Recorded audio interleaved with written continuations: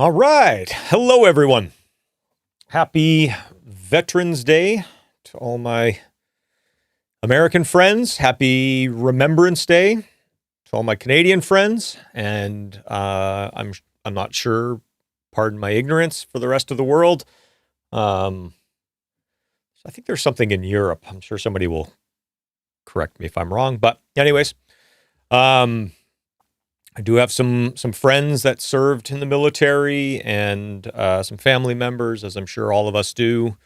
And so today we shouldn't really need a day to honor all of those who served in that capacity. But the fact that we do have a day and it kind of reminds us to kind of what exactly that really means, and hopefully reminds us to maybe not need a day and to think of it more often, and to, I don't know. I think you all know what I mean. So, we are back. It has been a lengthy hiatus. I've been busy working. That thing that gets in the way of me doing live streams often is called making records. No, I love making records, obviously. But yeah, my schedule has just been ridiculously insane. I can't remember. I mean, I've definitely worked longer hours in the past, but in terms of like so many things happening simultaneously, it's been kind of crazy. So I appreciate you all being patient, and we're back. Didn't make it on Friday. No tornadoes, thankfully. I did, right around the time that we got a tornado watch here in Nashville, I head home. I'm about 20 minutes away from my studio. It took me about an hour to get home, and I swear, man, that was the craziest drive I've ever done. And I've done some pretty crazy drives and snowstorms up in Canada. The rain and the lightning and the wind, and it was kind of scary. So I probably would have been better just staying at the studio had I known, and then we could have done this on Friday. But anyways, here we are. So let's get going. Today's topic is a fun one because it's something that I'm always refining, and that's ProTools template. Now, if you're not using ProTools, that doesn't mean this doesn't apply to you, because what's going to happen today is I'm going to build a template from scratch, and you're going to probably see some things that maybe you didn't think of that you can say, oh, I can do that. Or maybe you'll see something that Pro Tools can do that maybe you didn't know you could do in your DAW, which I'm sure it can, because Pro Tools is usually like 10 years after everybody else. So, yeah. But ultimately, the goal of tonight is to share my philosophy and behind building a template and some of the workflows that I've optimized over the years of working in Pro Tools and mixing. And tonight's going to be mainly a mixing template. I'm not going to get into like tracking templates or songwriting templates or drum programming templates. Tonight's going to be mixed template. So, I think I mentioned earlier, or maybe on my Instagram live, the Make Believe studio guys were here on what day? Friday. They were here on Friday. They happened to be in town and they stopped by. We had lunch. We talked shop. It was awesome. And they gave me a bunch of plugins to give away tonight. So we are going to start. And let me just do something here real quick. All right. So I'm going to switch to. Okay. So this video this video is not sponsored by these guys. They're just my friends and they make awesome products and they're just cool dudes. And so they gave me some codes to give away, and which is unexpected. So we're going to give some away. So I've already got one winner tonight. Oh, before I go into the winners or how we're even going to win these things, because I don't know yet.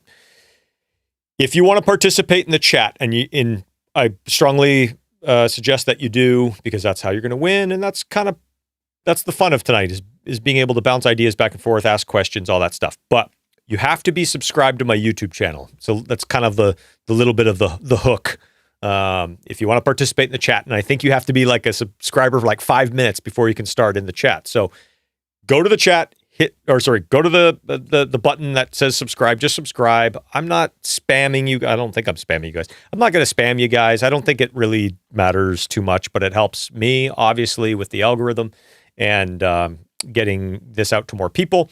And it helps you because you can participate in the chat and have a chance to win one of these plugins. So my first winner tonight is Glenn Kafer. I'm going to give it to you because you were the first one in the chat tonight. Okay, Glenn, I'm going to let you pick whatever one you want. And so what we're going to do here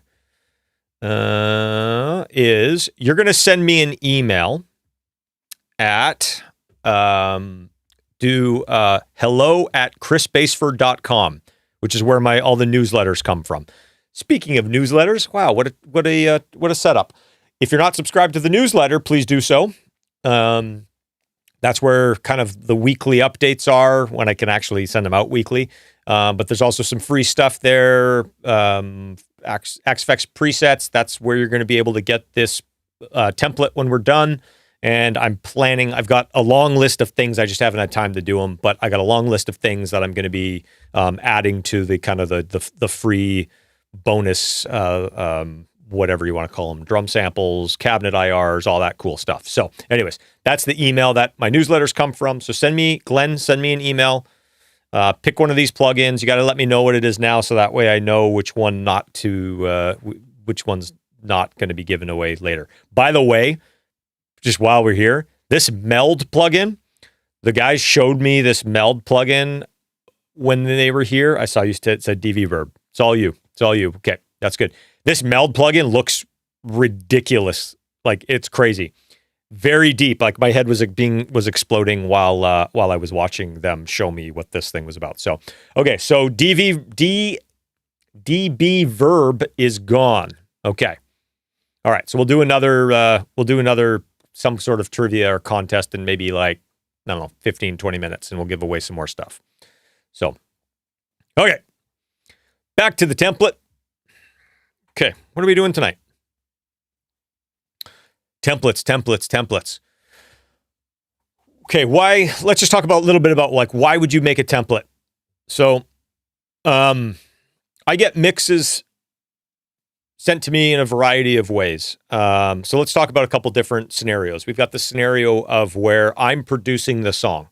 And so when I'm producing the song that I know I'm going to mix, there's some things that share, like IO setup will be the same as my mix template. The groups, kind of where I put the groups, how I name them, all that stuff, that's kind of already set in as I'm producing a track.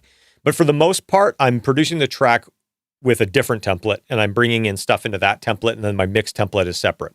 And so at the end of the production, and I do a rough mix, and I'm kind of like, okay, yeah, band signed off, everybody's signed off, we're going to start, quote unquote, mixing this.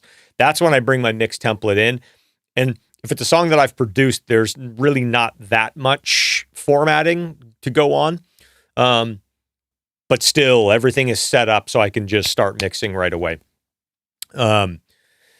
Sorry, somebody asked, what's the mailing list link? I think it's down in the comments. So double check down there. And feel free, anybody in the chat here, if you guys know the answer to these questions, some of these housekeeping questions, feel free to jump in. Anyways, so the first scenario of kind of formatting a mix is it's something that I've produced, and the formatting is going to be minimal. The second scenario of when I get files for a mix is basically somebody just giving me audio files. Let's say they were working in Logic or Live or Cubase or something like that. They're exporting files. In that scenario, I'll have my template. I'll duplicate my template, basically just drag all that stuff in and start dropping it on tracks. And then the third scenario is somebody sends me a ProTools session that might have plugins, might have automation, will have all their tracks and all that stuff. There could be some grouping going on, all that stuff. And so that scenario is a little bit different where, I'll open their session and then I'll bring my mix template tracks into their session. So the reason why I'm kind of giving you the different scenarios is I like to build my template and format it and just kind of treat it in such a way that will fit all three of those scenarios. So one of the first things I do is I actually don't make a template file. I just make a session. And so the session the session just sits on my desktop, and I can open it up. I can change stuff. I don't have to necessarily save it as a template, but I can also just import little things out of it. It's easy for me to, if I make a new session, just bring everything into it from that session. So I don't really use like the ProTools quote unquote template. It's just a session. So the file that you guys are going to get after this is just going to be a PTX file, and that's how I've been doing my templates for a long time. So, all right. So the one of the things I think we better start with is I'm going to give me 1 second. I know you guys can't see my screen. That's on purpose. I'm just going to open up my existing mix template, and that way, because what's going to happen is I'm going to forget some of the stuff that I need from it, and I don't want to. All right. All right, let's let this load up. So I'm going to show you guys my existing template, and this was actually updated not too long ago. Irene, my assistant and editor, was actually visiting here from Spain, which was amazing. I wish she lived in Nashville because it would be so awesome to. It's great. I just love having like people in the room with me. It's I know that sounds crazy, but that's it's something I miss, and so having her here was pretty awesome. All that stuff will go away after the fact, but anyways, we updated this template and kind of got rid of some dinosaur stuff that I've kind of stuck with. But yeah, this is October 20th. This was our last template. So, okay, and I can get rid of that. Let's get rid of that. All right. So really quickly, since I'm in this and I just did something to it, I'm going to go in and I'll show you guys my naming scheme because that's actually pretty good first thing. I name my mix template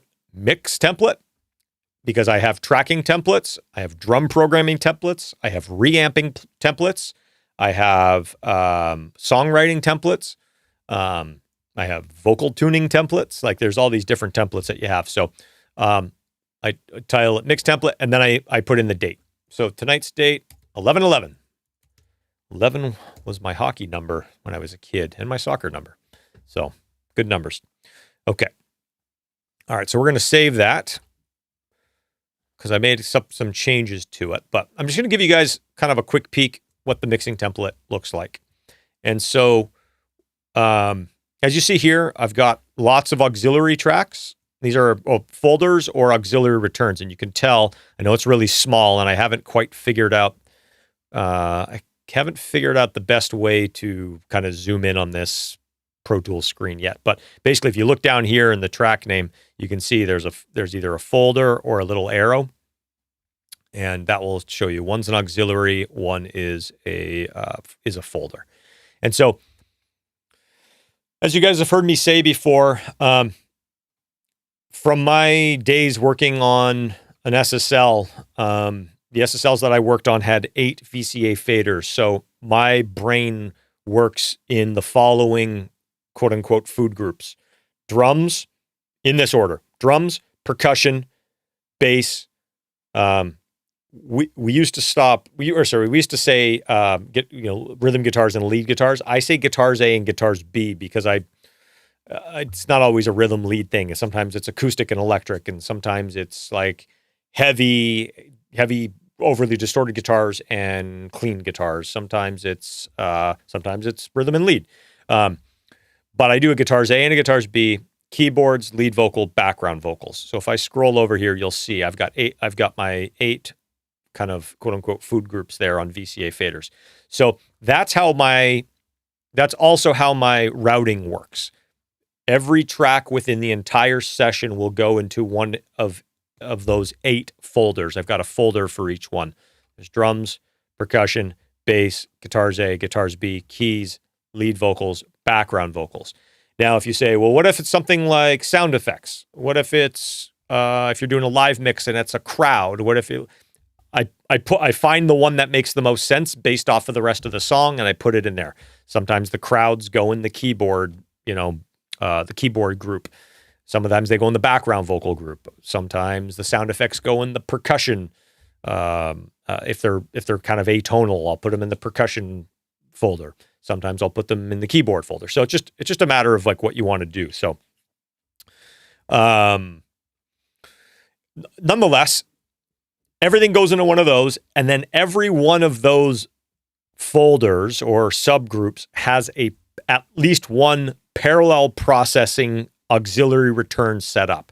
So if you guys have seen, I actually think my videos, my shorts that went out today are on like parallel processing. And if you guys saw the parallel processing live stream from a few months ago, you'll know with my drums, I use 2 parallel lines. I use kind of a typical kind of big squashy bombastic parallel, and then I use a real kind of smacky kick and snare KNS bus. Okay, so those are here. Every other food group has basically has a parallel processing bus set up, ready to go, routed, all that stuff's done, ready to go, but it's inactive, and I only turn it on if I need it. I don't typically use it, but I was doing a mix today where I did use the parallel guitars. So I turned that on, but it's really quick and easy. You turn it on. I don't have to create anything. I don't have to route anything. Everything's there ready to go. So, so that's all there. I've got some very specific grouping, things for these as well. So let's see if I can show you this really quickly. So if I go into, all right. So you can see the ID 1A's drums. And if you go to 2, it's all my drum stuff broken down even further. If you go to 3, it's my subgroups. And if you go to 4, it's kind of like my effects and my master faders and all my VCA stuff and all like that. So I put that in different sections on purpose as well. Just more of an organizational thing. So that way they're in the same spot every time, and I've left room for other groups if I need them. But anyways, let's go look really quickly at, let's just say one of the subgroups. So here's something that not a lot of people, well, I'm sure a lot of people know, but some people don't know. In Pro Tools, when you're grouping, when you're grouping tracks together or whatever, the returns or folders or whatever, I think the default is to follow globals. And if you switch to the globals tab, it will show you can set what parameters do you want to be linked. And globals is your kind of like this one overall default that you can apply to whatever group you want. But if you turn that off, if you don't select follow globals and you go to the attributes little tab here, you can select what parameters you want just for that group. What do you want to be linked? And so for my subgroups, I want volume to be linked. I want pan to be linked. I don't want mute to be linked because I want to be able to mute my main subgroup, but hear the parallels soloed or vice versa. I also like to group my D and E insert. And that way, if I have an insert on one or the other that's doing something different in A, B, and C, that's fine. I've got A, B, and C open so they can have different plugins. But then if I want to apply the same overall EQ to both of them at the same time, or the same compression usually not, because they'd pump differently unless you sidechained them. But it's mainly for EQ. Instead of having to then route those to another auxiliary and put an EQ on it, I can put an EQ on the same EQ on both of them, and then as I adjust one, it adjusts the other. So, and then automation mode as well. I have that linked, but that's a little less. That's a little less specific. Now, if I go to some of my drum subgroups, you'll see, again, these are different from the global. I take the mute off. And then if you go look here at my drum, actually, sorry, these weren't my subgroups. Those were my kind of like drum elements. My subgroups and my parallels, they look more like the one that I showed you before, except I've taken the pan off, but I'm wondering if the pan should actually be on. Pan should probably be on there. So we're going to turn that on. Okay, and that's probably going to have to be applied to all of these. See, you catch mistakes every once in a while. Maybe there's a reason why I didn't have that on, and next time I go to use it, I'll be like, why did I do that? Okay, sorry, but I got to do this to all of them. All right, so let's save that. Okay. All right. And then within these groups, this is something that I get a lot of questions about. They're like, people ask, do you set up the tracks? So are you just going to guess as to what somebody's sending you? So do you have like your kick in, kick out, snare top, snare bottom? Do you have all that stuff already set up? And the answer to that is actually no. What I do instead is I just set up like placeholder tracks. And so let me go over here because I can blow these up a little bit. So what I do instead is I'll create, for each group, I'll create a mono track. And I can tell it's mono by the way that I name it. It's got a little empty circle in there, be in front of the letter of whatever the group is. So P for percussion, B for bass, all that stuff. And I'll do a stereo one as well. And these are just tracks that if I need a track, I won't do create track. I'll do the duplicate function. So instead of creating a new track and then having to go in and route it and set up all my auxiliary sends or my effect sends and my plugin and grouping and all that crap, I don't do that at all. What I'll do is I'll just duplicate this track. And I'll try to not use the Stream Deck today, so that way you guys can see what's going on. And so now I can make this track active, and now I've got another percussion track here. I don't have to make a new track. It's already set up, ready to go. It's grouped, it's routed, all that stuff's ready to go. You guys have seen me do that before, so that shouldn't be anything too new for anybody who's seen these. Okay, and then the other thing that I'll show you really quickly, I've got my VCA returns here. I've got my effects returns here. I've got kind of what I refer to as my master section, which is my mix bus. I have my mix print track. I have my reference track, which would be a rough mix or something like that. And then I also have this set up on the reference track as well. And then I have, in this scenario, I'm using a summing amp. And so I've got my summing amp outputs as well. So, all right. So that's my kind of my mix template. Pretty much up to what I've been doing right now. But we're going to rebuild one from scratch so you guys can see kind of how I do it, because there's a few things that I might want to change in here. So before I do that, I'm going to go to the chat because I'm going to take another couple questions and I'm going to give away another plugin. So let's go to the chat. I set up another camera so I can look at you guys while I'm looking at the chat, or at least look closer to you guys. So, okay, give me a second here. All right, so let me see where the question started.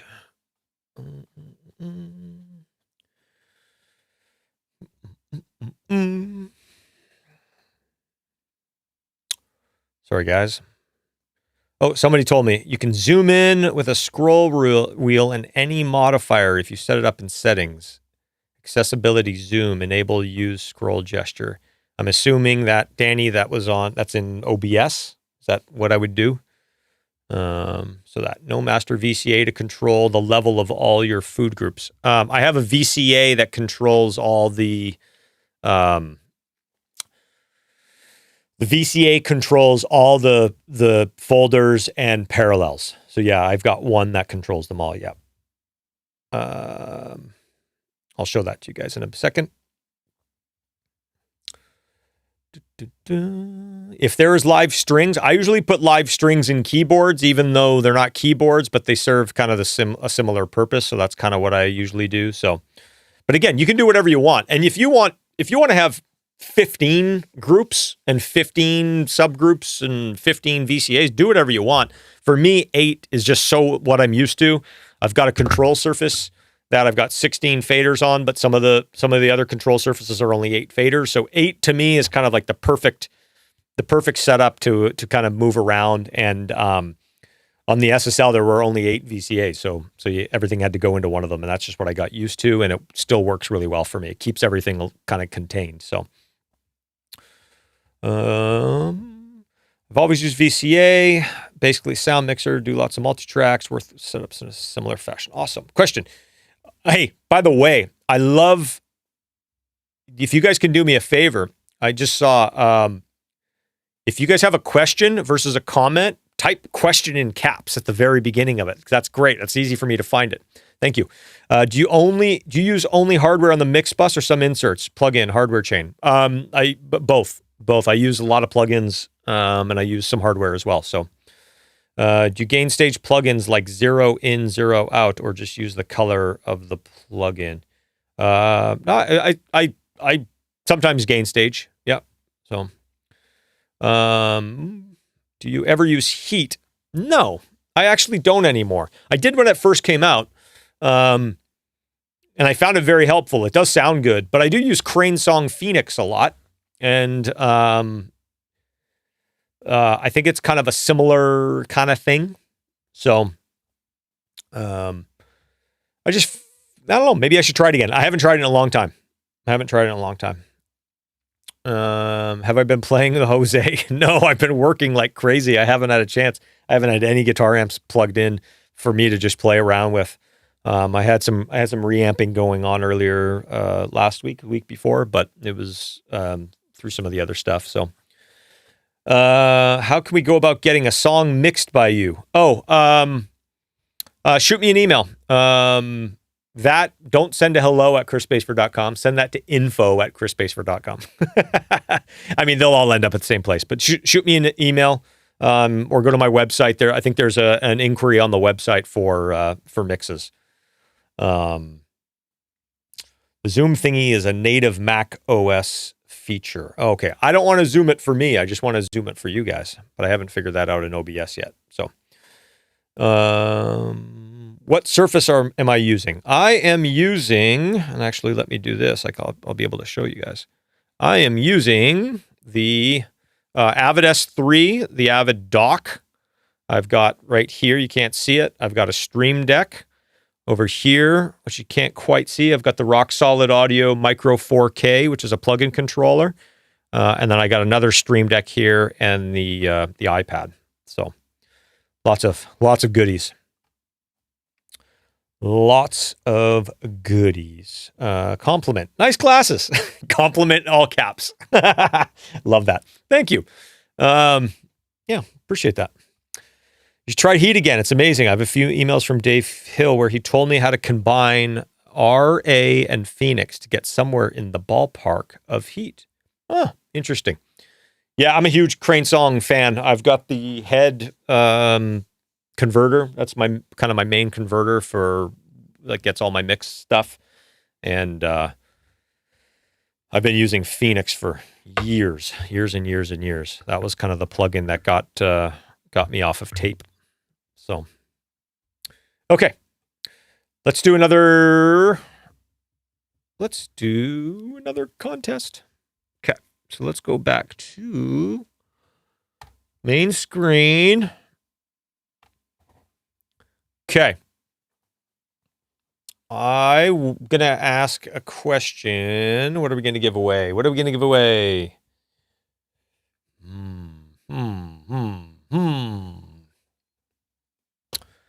Okay. I'm going to give away one of these plugins to somebody who was on the last live stream who knows the answer to trying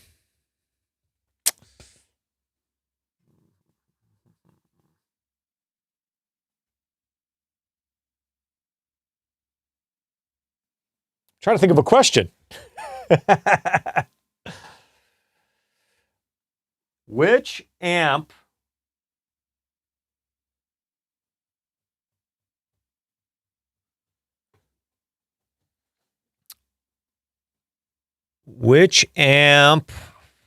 did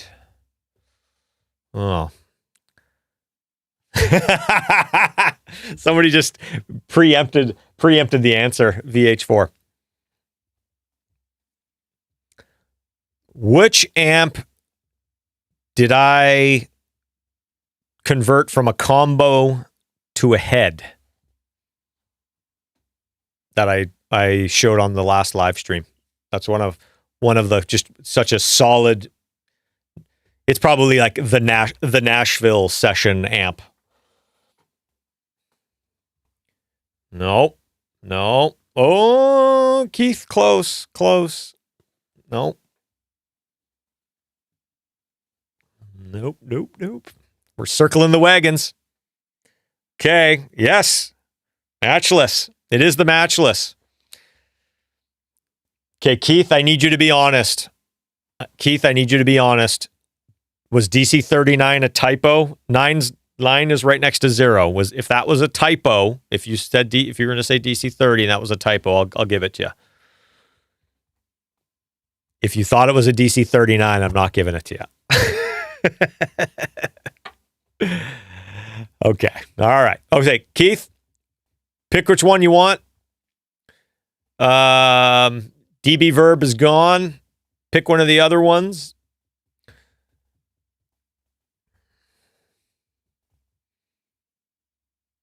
Oh, you're regifting it. Okay, well then, you know what? Let's do this. Let's go to RockAmp56, who said matchless. Why don't you pick one instead? Keith is regifting it. He probably owns all these. Or you've got an SSL. You probably don't even use them. Stay out of the box.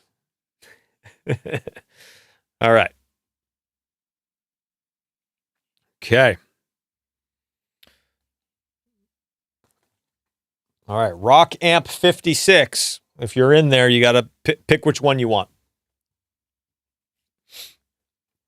And then we're going to move on.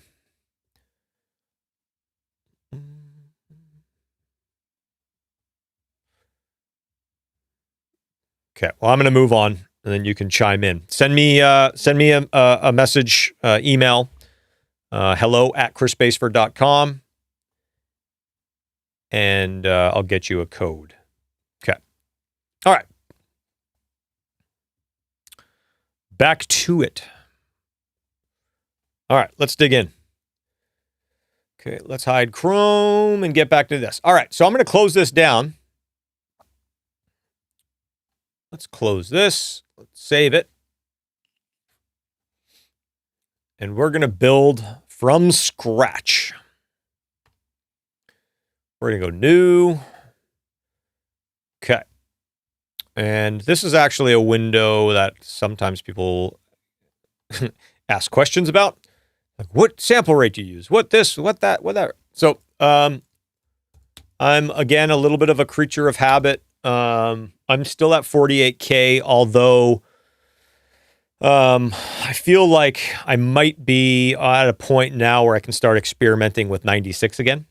And I would like to do that because I do remember years ago doing some really in-depth testing, and the sound of 96, especially when I was doing a lot of in-the-box stuff, I found that the plugins sometimes sounded better. Not all of them, but sometimes they sounded better. And so, but there just wasn't enough horsepower back then with the last time I did a really in-depth test.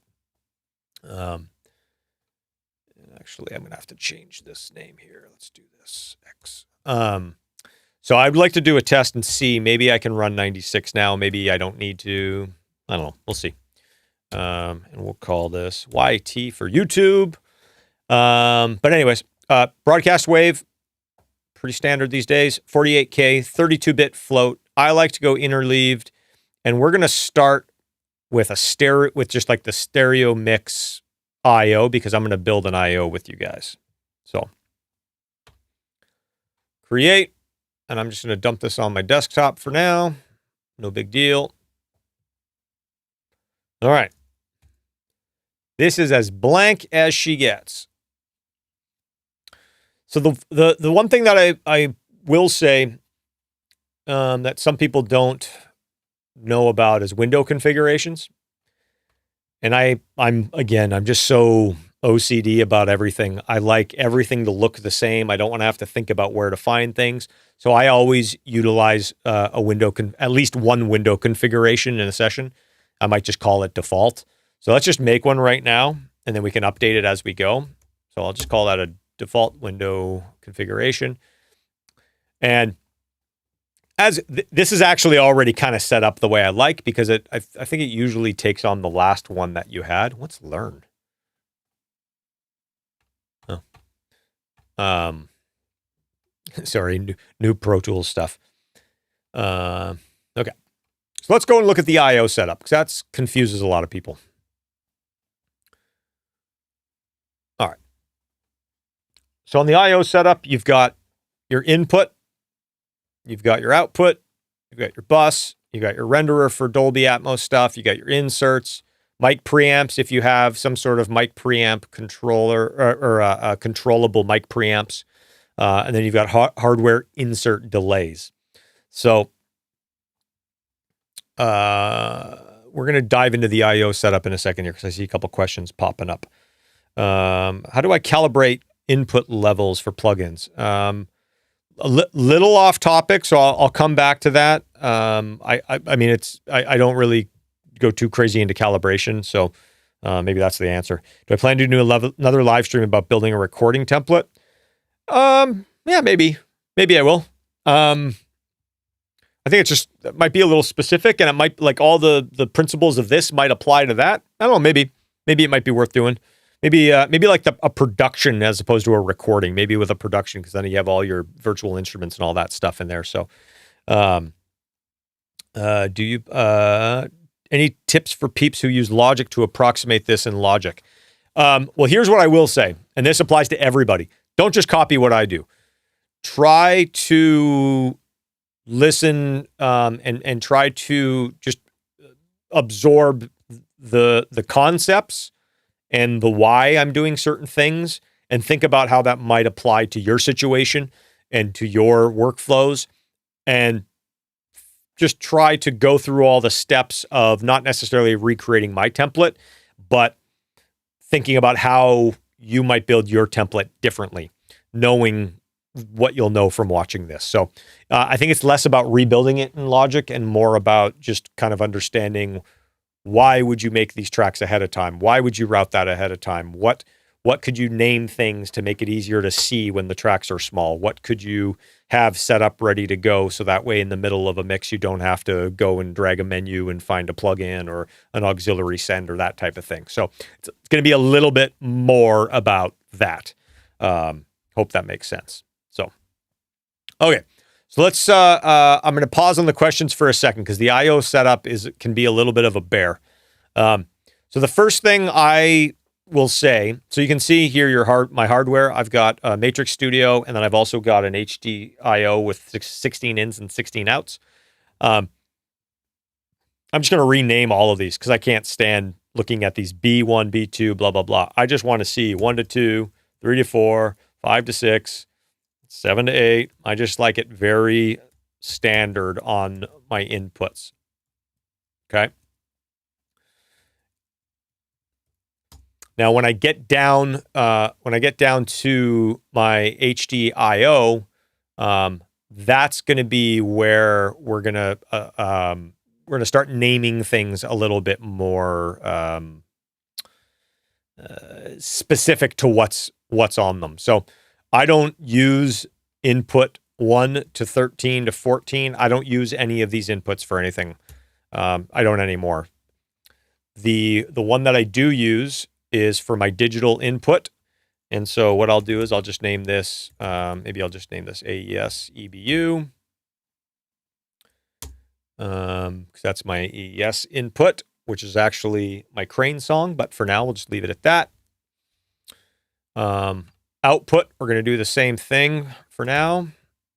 3, 4, 5, 6, 7, 8. Oops. 9, 10, 11, 12, 13, 14. Okay, so one question you might be thinking, you're like, well, what's the difference between A Studio colon 15-16 and just 15-16? Well, to be honest with you, when you're working every day and you're staring at things and you can't see 13-14 because there's A Studio colon blah blah blah, like it's kind of like an aesthetic thing for me. I want to make these as abbreviated as possible so that way I can actually see them.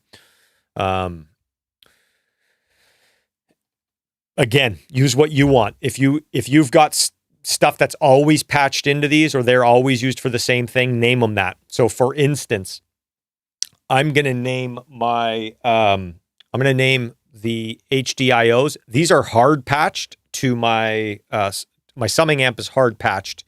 Sorry, other way around. These are hard patched to my summing amp. So I'm actually just going to name them. I'm just going to name them. Let's say the summing amp that I have is called an Epsilon Limited 4000.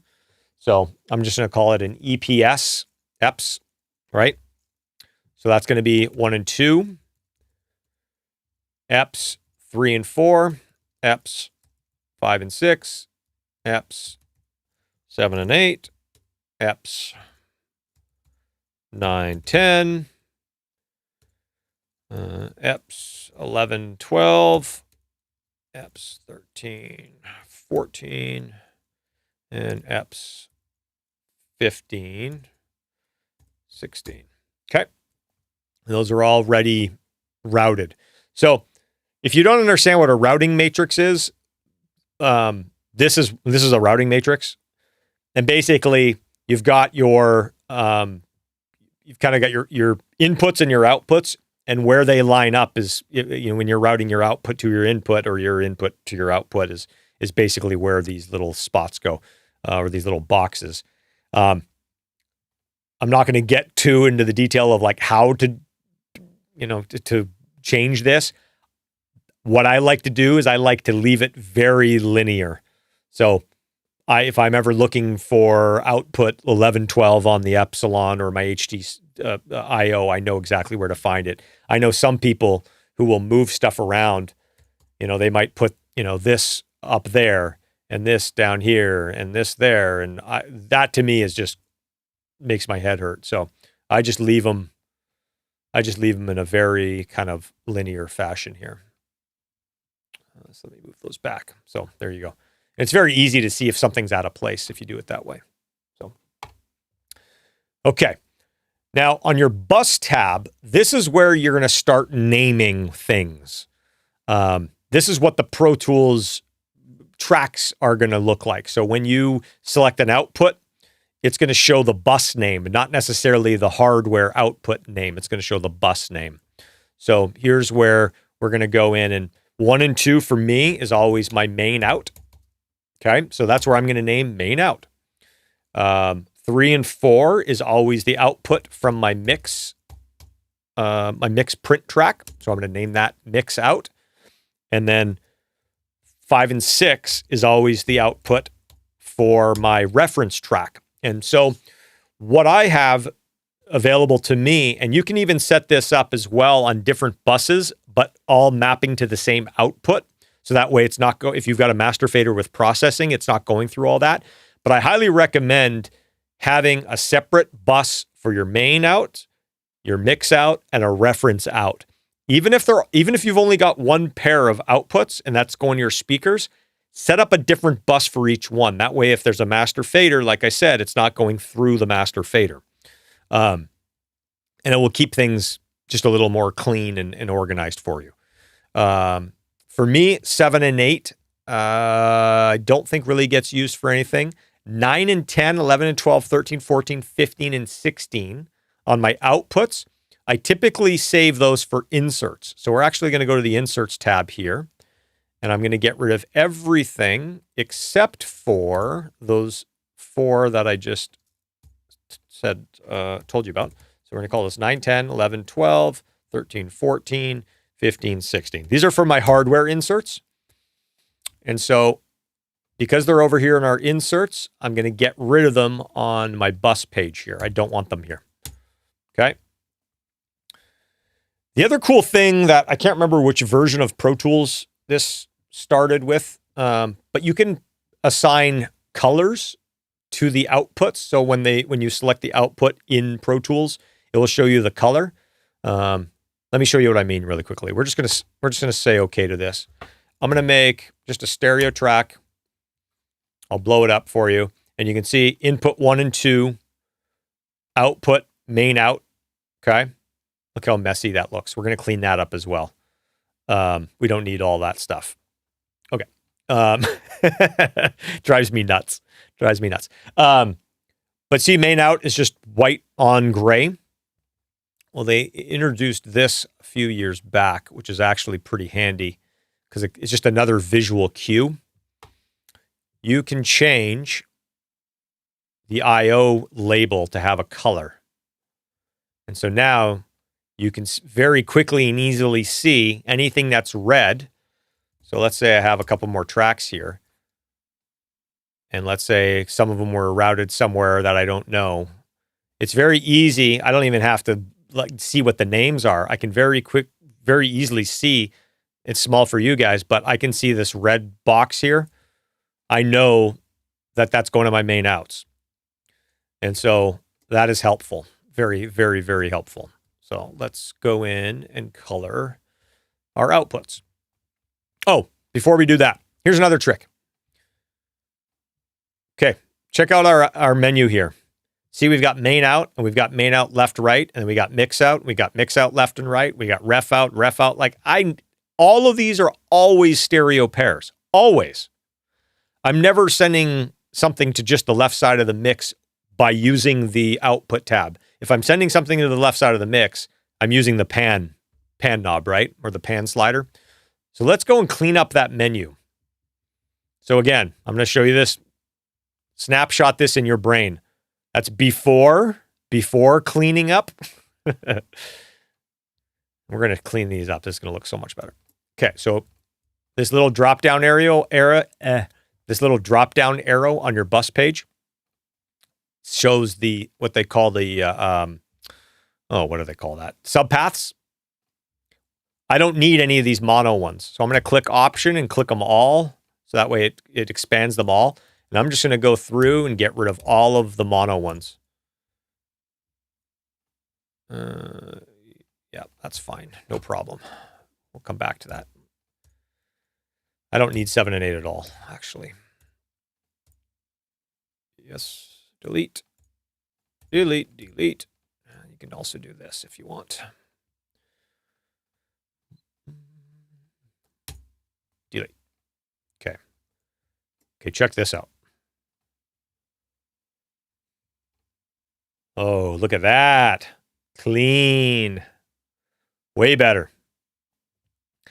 Okay, here's something that I must not have my mix bus labeled EPS because this looks really funny to me. But it makes sense, but it looks funny to me. I don't know why. I might call it something different. We'll see. I must have that called. I must have titled it something different in my other one. So, okay. So let's go back into our I/O. So my main out is colored that. My mix out and my ref out. My ref out I'll just leave gray, but my mix out I usually have gold. And I actually match these up to the track colors. So once we get into building the tracks, I will match these up to, thank you very much. Somebody mentioned it was named Epsilon 1 and 2. I love that. I love the attention to detail. Danny, you just won yourself an Make Believe Studio plugin. Pick your plugin, sir. That's what I call attention to detail. Okay, I think. Okay, BSI was taken. DB verb was taken. Danny, pick which one you want. Sontech is yours. Send me an email at hello@chrisbaseford.com, and that plugin will be yours. Well done, sir. Okay, so we're going to rename that in a second because it looks funny to me. I don't know. Maybe, you know what? Maybe it's just the capitals. Again, this is where. Let's see, does that look any better? Let me just look here. I'm going to look at this really quickly because it seems odd that I would spell the whole thing out because it doesn't really fit very well. I don't know. This is where I can get in the weeds. Okay, let's get back to this. All right. So bus 1 to 24 is kind of default.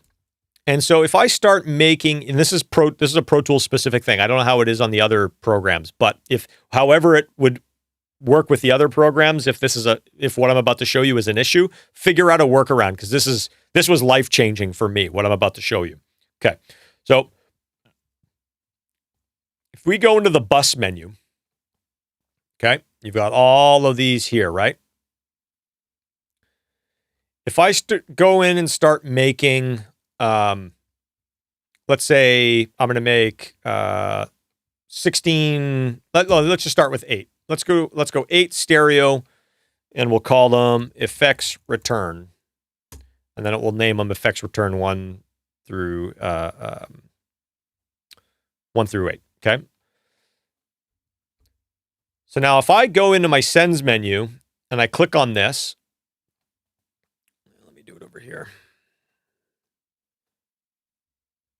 If I go into my sends menu and I click on this, I've got to scroll all the way past all of these buses, all of these kind of default buses to get down to these, right? There's a little trick that I think I've shared this before, so some of you guys might know. But I'm going to just create some more default buses. I'm just going to create 64 stereo buses, and I'm going to auto create subpaths. Now I do need some buses to, I do need some generic buses in my template because there are times, number one, when people send me mixes that are using these default buses already, and I want them just to stay intact. I don't want them to be put in a weird spot. I want them to be in order, all that stuff. Great. There are times when I need to route stuff around and I don't have a bus set up for it. Also a good reason to have these. But if you go up to, with your buses, forget about your hardware, but just your internal routing buses. If you go from 1 to 128, so that's 128. Let's delete everything after 128. Okay. So now I've got 1 to the 1-2 pair all the way to 127, 128 pair. I'm going to click OK. Now, if we go to our bus menu, you'll see this bus is huge, right? Or this menu is huge, right? You can just scroll down for days, right? But it's going to end at 128. Boom, 128. In Pro Tools, you can have more than 128 buses. And this is where things get cool. This is like just a workflow, crazy workflow trick. I'm going to go to the end of all this, and I'm going to create those 8 effects returns again. So let's create 8 effects return. Okay, well, I don't want to create auto subpaths because I just want these to be straight stereo. Okay, now if I scroll down, you'll see it put them at the bottom here, past 128. Now the number has nothing to do with it. Like this could be called whatever, doesn't matter. Like these could all be named. The point is there needs to be 64 stereo or 128 mono or whatever the equivalent is to get to that. But when I click OK, you'll see something that's different. Now I have 2 bus menus. And look where all of my custom buses are. They show up in their own menu. And look how clean that is. I don't have to scroll through any of this shit. Now, most people that I have come into contact with, all of their custom buses will be here. They'll be in the 1 to 28 range. So when somebody sends me a session that I then import into and work out of that, all their buses will be here and all my buses will be here. And so it just makes getting around really fast. It avoids any conflicts. It avoids any scenarios where they've got something routed to bus 1718 for, let's say, like background vocals, but I've got bus 1718 being used for effects returns and now things are crossing all over the place. It's like, no. I have all my buses here and they have all their buses here. Now, one thing I've actually never checked before, we're going to check it right now. How many buses can we get? Okay, so let's make another 64 stereo. Let's make another 64 stereo, auto create, fine. Okay. 256. Now we know that that's going to show up. So we got 1 to 28, 29 to 56. Now, what if I make more after that? Let's see. I'm just curious. This is more for my own curiosity than anything.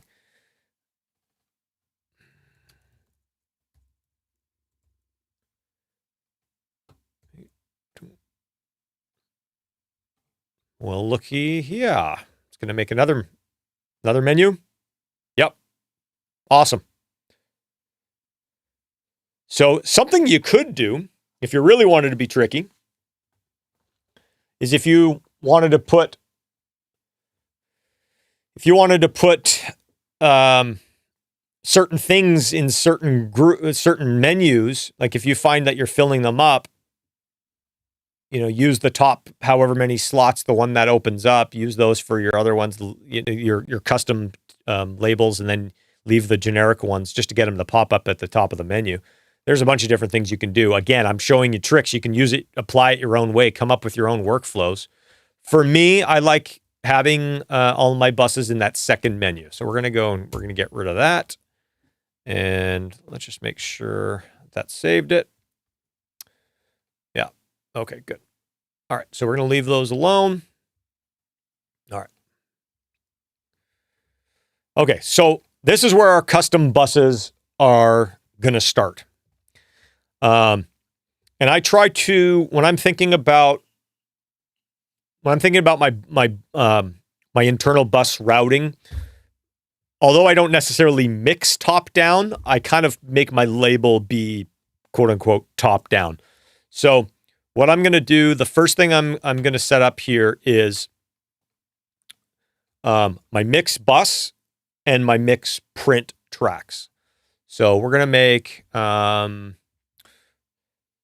so if I'm mixing through hardware, I kind of have two separate mix setups depending on what I'm doing. And sometimes I use several mix buses and sometimes I just use one.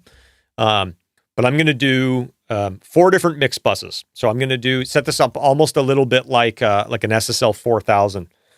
An SSL 6000. So there's going to be like a mix A, a mix B, a mix C, and then there's going to be a mix stereo to grab them all. And for now, I'm just going to do these. I'm going to do it step by step so you see what's going on here. So, all right. So we're going to start naming our buses at 129 to 130. And I'm going to name this mix bus. And I'll put an ST for stereo for right now. We're going to go back and change a few things. This we're going to call mix bus A. This we're going to call mix bus B. And this we're going to call mix bus C. Okay. I need a mix print track as well. So let's create that. Mono. And that's just the one we're doing. Mix print. We'll call it mix print for now. And I'm just going to put that actually right there. Okay. So the next thing that we're going to need, actually, you know what? I'll just show you really quickly. Why don't, as we're making the IO, we'll make the tracks. That's what we'll do. I think that's going to be the best way to do this. All right, so let me just delete these. So, like I said, I have a stereo track, and this is going to be my mix print track. Okay. I like to color that. I like to color that track yellow. It's just what I've done for years, and not the really bright yellow. I usually do. Sorry, this one. Okay, so I'm just going to leave this window open. So that's my mix print track, and my input to that is going to be mix print, and my output is going to be my mix output. Okay, so there's that track set up. I'm going to make 4 stereo auxiliary tracks, 1 for each mix bus. And while I have these highlighted, I'm going to make them all red. Make sure that's the red I like. Which one is it that I like? I think it's that one. I think it's that one. Okay. This is going to be mix bus stereo. This is going to be mix bus A, mix, come on, bus B, and mix bus C. I'm just going to reorder all this stuff here. And so sometimes what I'll do is I'll have, let's say, like drums and bass going to mix bus A. I'll have guitars and keyboards going to mix bus B. I'll have vocals and effects returns, or vocals and background vocals going to mix bus C. And then I'll have them all dumping into mix bus stereo. So really quickly here, I'm going to take all of these and I'm going to send these all to mix bus stereo. And then I'm going to make the inputs for these mix bus A, B, C, and then we're good to go here. And then I got to make this input mix bus stereo. Okay, so you see how this is routed, how this is kind of being routed. And then my main out, you're probably saying, how does it get into the mix print track?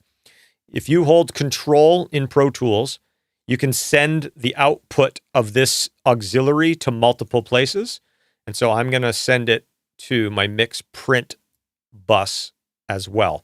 So right now you see, if it's going to be really small, but you'll see there's a plus sign right there.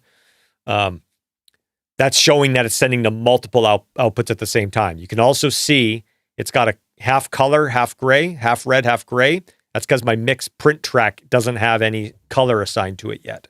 So there you go. Okay.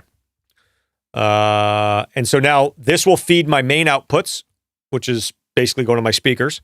And then it will also feed this mix print track. So if I go into record, it will record the same signal. And I'm going to solo safe mix print as well, because mix print I have going to a separate output. So I never, if I'm soloing other stuff, and I'm switching outputs on my controller, I don't want to have to go and worry about it not being solo safe. So I'm going to do that now. While we're here, let's also make our reference track, which is our ref. I'll just call it ref. And let's put on our AB plugin. What's it called? A/B? What is that plugin called? It's Plugin Alliance, right?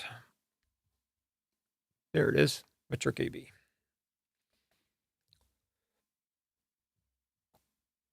Okay. There we go. Thank you, guys. Everybody chimed in. Appreciate that. Okay. Now, before everything hits the mix bus, like I said, I like to route everything through kind of a quote-unquote food group. And so for me, I've got my 8 food groups, right? So let's go and create the IOs for those.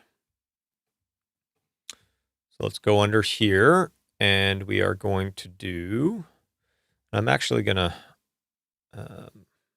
reorder this. So that way it's going to, actually, no, I'll leave it for now. Let you guys reorder it the way that you guys want to reorder it. Okay, so we're going to make 8 more stereo buses. And we don't need we don't need subpaths. We just want these to be stereo. And I'll just leave them labeled bus for now. And what we'll do is we'll just call these drums, percussion, which is shortened down to perk, bass, guitars A, guitars B. I shortened down guitars to GTRS. Keys, LD for lead, V, capital V for vocals, and then BG for background, V for vocals. Okay. And we're just going to leave those for now. Okay, so now we're going to create those 8 stereo auxiliaries. I'm going to put them up here. It's funny that I say top to bottom, but I actually, all my tracks, it's actually top to bottom is like signal flow. It's not kind of the, now I'm just getting in the weeds. But I know some people like their master fader at the top and then everything works down from there. I actually like it at the bottom, and I want to see all my drum tracks, all my tracks first. Don't know why. I think it's like a left to right, top to bottom thing. Who knows? But we're going to go and name these, and I'm not going to get into my symbols yet. When I say symbols, I don't mean Zildjian Sabian symbols. I mean symbols like symbolic emblems. But you guys have probably seen that I use those. Oop, this is supposed to be bass. Sorry.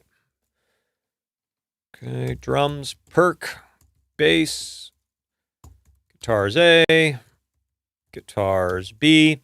I do have a little bit of a system for when I capitalize and what's capitalized and what's not capitalized and stuff like that. You guys come up with your own, okay? So if you like seeing caps, like if you want to see for keyboards, if you want to see all caps like that, by all means do it. Do whatever your eye likes to see, so that way you're not even thinking about it. It just fits. Okay? The reason I use this is because if I have like a bunch of capitals, it's kind of like you know, when you're typing a title, if I start bunching up capital letters together and the way that Pro Tools condenses them, they mean something different rather than if they're all caps. They're not. It could be. What's a good example? Doing a terrible job at explaining this, but basically what happens is, like, let's say I've got a guitar that's a perfect example. When I'm mixing, if I'm mixing like Nickelback, right? There's 2 guitar players, and if I'm mixing a live thing, I'll label Chad's guitar as small G for guitar, and then it will say capital C, capital K for Chad Kruger, and then it would be like a capital, small G, capital R, capital P for Ryan Peake. Then there might be something additional to that I might want to add to, well, more of a description of what guitar it is. Maybe it's a heavy, maybe it's a clean, maybe if it's a solo, maybe it's a whatever, and I'll do that all in lowercase. So I have a little bit of a system that's, like I said, it's not the easiest to explain, but the point is, come up with your own system for when to use capitals and when to not. And so that way you can utilize those as tools for when everything's really small and gets condensed. It's easier to catch your eye for certain things. So for instance, mix bus, I do all the mix in capitals because it's more of like a utility type thing. I want to be able to quickly go and find that and see that. And that's like my mix buses. It catches my attention more than if those weren't all caps. Same with ref, that type of thing. It's almost kind of like it's not part of the tracks, it's part of the console. So that kind of differentiates things for me a little bit. So I'm going to jump to the chat really quickly. So I think I've been seeing a few things come in here.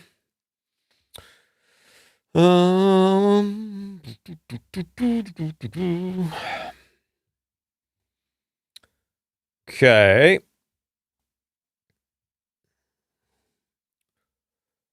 So Pro much better than Logic. Sorry, I'm looking for questions.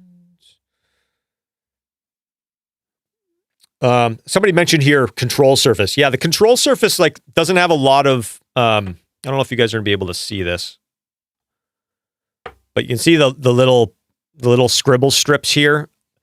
They're not, number one, it's not very big, and number two, it doesn't really give you a lot of real estate for names. And so a lot of my scar tissue of naming came from how it showed up on the previous generation of control surfaces, the icons. And so when I was coming up with ways to name things, I would name a track and then I would look at it on the control surface and say, no, it's not that. I don't like that, because Pro Tools will condense it with its own, and it's got its own system for condensing. It sometimes doesn't do it the way that I want to do it. So I would make sure all of these would show up on the scribble strips of the icon the way that I wanted them to look. And then I just got used to kind of like I said, your eye wants to see certain things, and I would never have to really look very far, and I would be able to recognize kind of what was what. So that's a good point. Does all IO changes save for all sessions? No. So basically what you do is you save you can change the IO, and certain things kind of go with the system, and then certain things go with the session. It's a little complicated, but the main takeaway from today is you're going to want to make your own IO and save that as its own separate IO. We haven't done that yet, but before we close this session down, we're going to save this as an IO setup, and we'll be able to then open that IO and pull stuff in from it into another session. So, more questions. Curious to know if I ever use or attempted to use somebody else's template, such as a Michael Brower multi-compression mix. I've looked at templates, and like I said, I get a lot of mixes in from other producers who are actually pretty good mixers. And so I'll see their stuff as well, where they'll send me a session and I'll be working off of that. So I've never really, quote unquote, done a mix through somebody else's template that I've applied onto something, but I've worked off of other people's sessions that they've already got a kind of a template in place. And I have a way for kind of combining theirs with mine that I'll show you guys before we jump off today. So definitely remind me if I don't talk about putting things in folder tracks, remind me. Folder tracks are extremely powerful. But I've looked at them. Like when people have templates available online to download, I'll download them and have a look at them. So I think they're Michael Brower. I think it was like the Pure Mix or something. He had one. I looked at an Andrew Sheps one. I've seen a couple floating around, and just other people that I work with, some of my friends.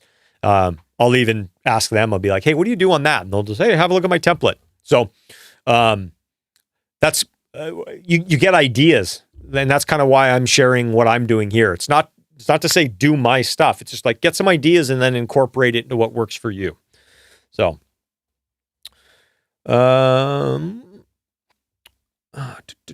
yes, I'm building an SSL 6000 in front of us.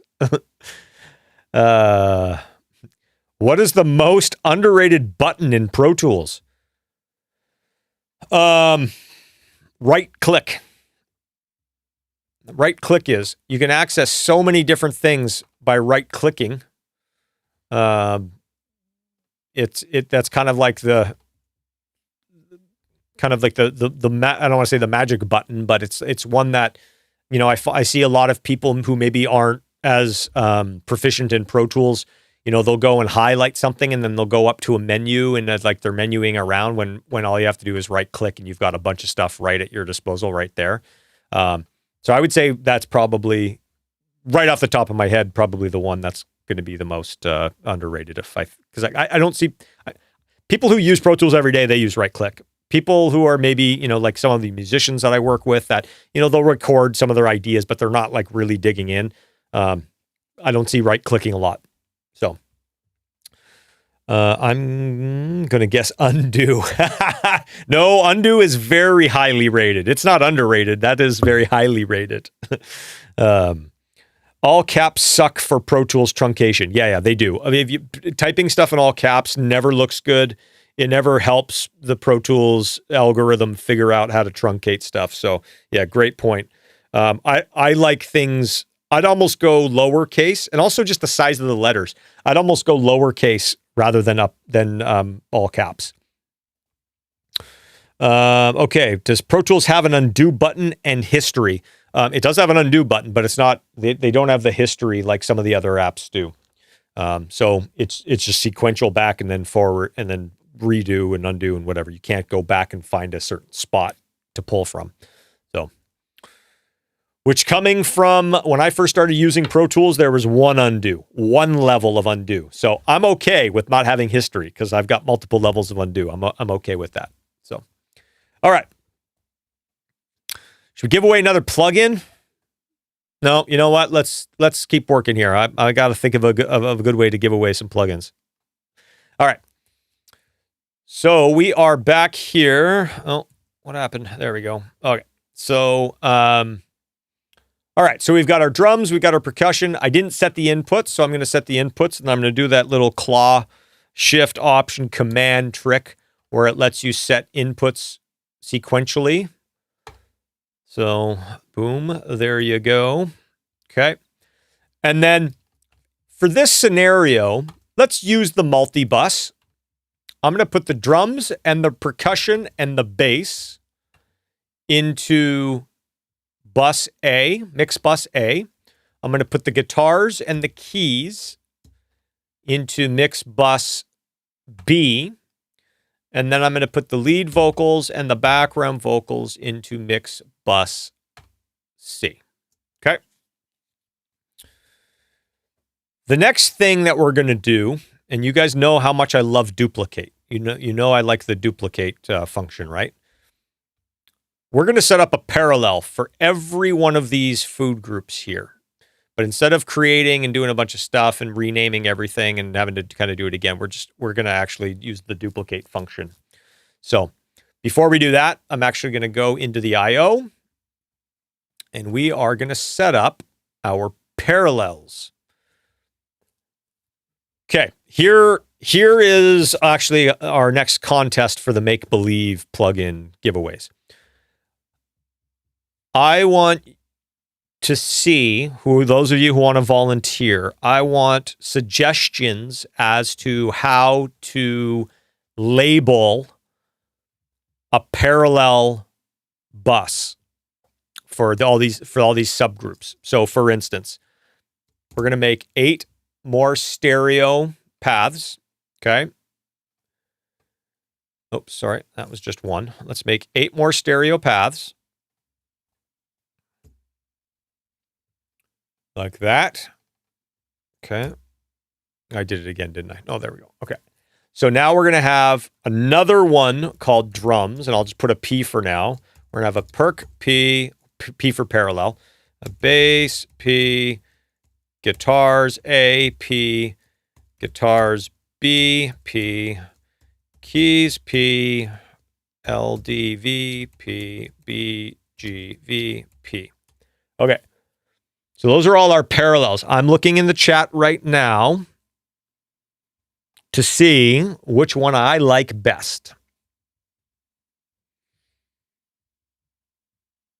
Ooh, okay. So I've got 1, 2, 3, 4, 5. Okay, so I've got the 2 slashes. You know, we got the two slashes, which is good. We've got an equals. We can't. I use equals for something else, so we can't use equals. We've got the square brackets of the name. Ooh, I like that. Number drums. I don't like. I'm going to tell you why. I don't like that. Just because because the number sign I think gets used for too many other things. Somebody said here the 2 slashes is the math symbol for parallel. I like the logic of that. I like that a lot. I tend to use the same name plus what it is. K comp VS for vocal distortion. Probably go for an X. So equals for parallel, percent in front of it. Ooh, there's kind of like a little, like 2 square brackets and like a box, up and down lines. Somebody's watched my other YouTube videos. Okay. We're going to go back. Christoph. I'm going to butcher your last name. So Christoph Devliminik. You were the first one to say the 2 slashes. So we're going to give one to you. All right. So let's go back here. Okay. Let's open that up. Okay. Sorry about that. All right. So what did we give away already? We already gave away Sontech. We gave away DB Verb. We gave away BSI. Christoph, what do you want?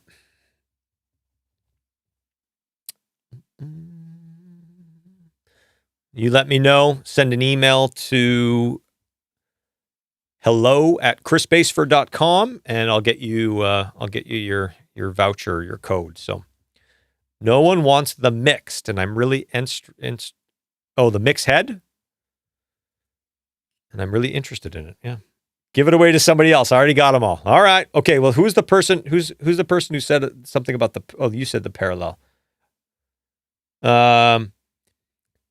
Okay, JDW drums. You know what? Actually, let's go to Josh Recam. I liked the square brackets around the name. I think that might look good on a control surface. So,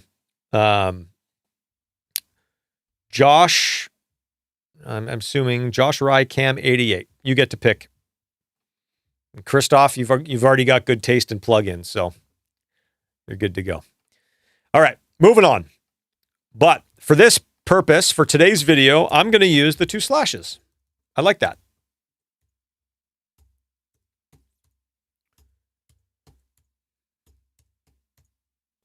All right, so I'm just going through and I'm doing 2 slashes on each of these. Okay. Now the question is, do you put them at the beginning or do you put them at the end? Okay. So for now, we're just going to put them at the end, but you can, and just so you guys know, I'm not making this exactly the same as mine that I see every day, because I don't want you guys just copying what I do, and not because it's any sort of secret. I want you guys to be thinking about this. The way that we just thought about, how is this going to look on a screen? How is this going to look on the track name? How is this going, all this stuff. I want us to be aware of that. Okay. So we are going to duplicate all of these auxiliaries. We're not going to insert them after the last track. We want to insert them next to the names. There we go. That's exactly what I was trying to say. Okay. So what we're going to do is we're going to do that other little claw thing. And we're going to go to all our parallels. Now our inputs are set for that. Okay. So one thing I'm immediately going to say is, and you guys might not be able to see it, but on the input here, I can't really see the slashes because drums is taking up all the space. So that might be a good reason that we put our slashes in the front. So let's really quickly go back to the IO and have a look at that. What would it look like if we put the slashes at the front? We'll just do it on one first. Oops. So we'll do // close this down.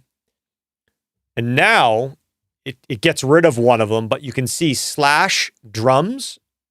That definitely looks better in the IO window. So we're going to go change them all to be that way. Okay. So we'll do // space, // space.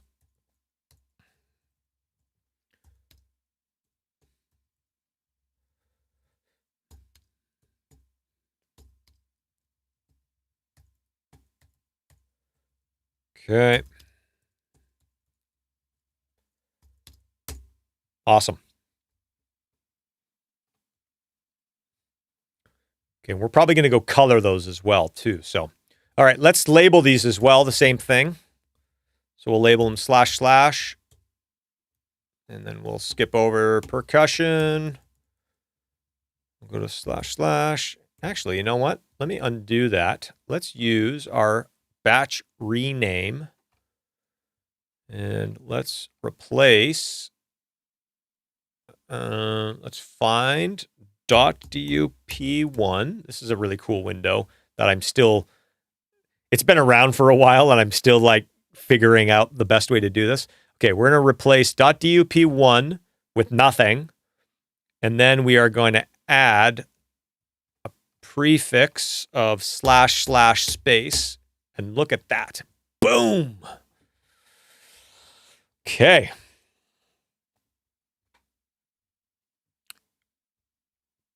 You know what I'm going to do, guys? This whole time, we're already like, an hour and a half in. And I've been thinking this whole time to myself, I'm like, how do I zoom in for you guys on this? Give me a second. I want to do something here that I think hopefully will be helpful to you guys. But you guys have to tell me. You guys have to tell me if this gets to a point where I'm working on a part of the screen that you can't see.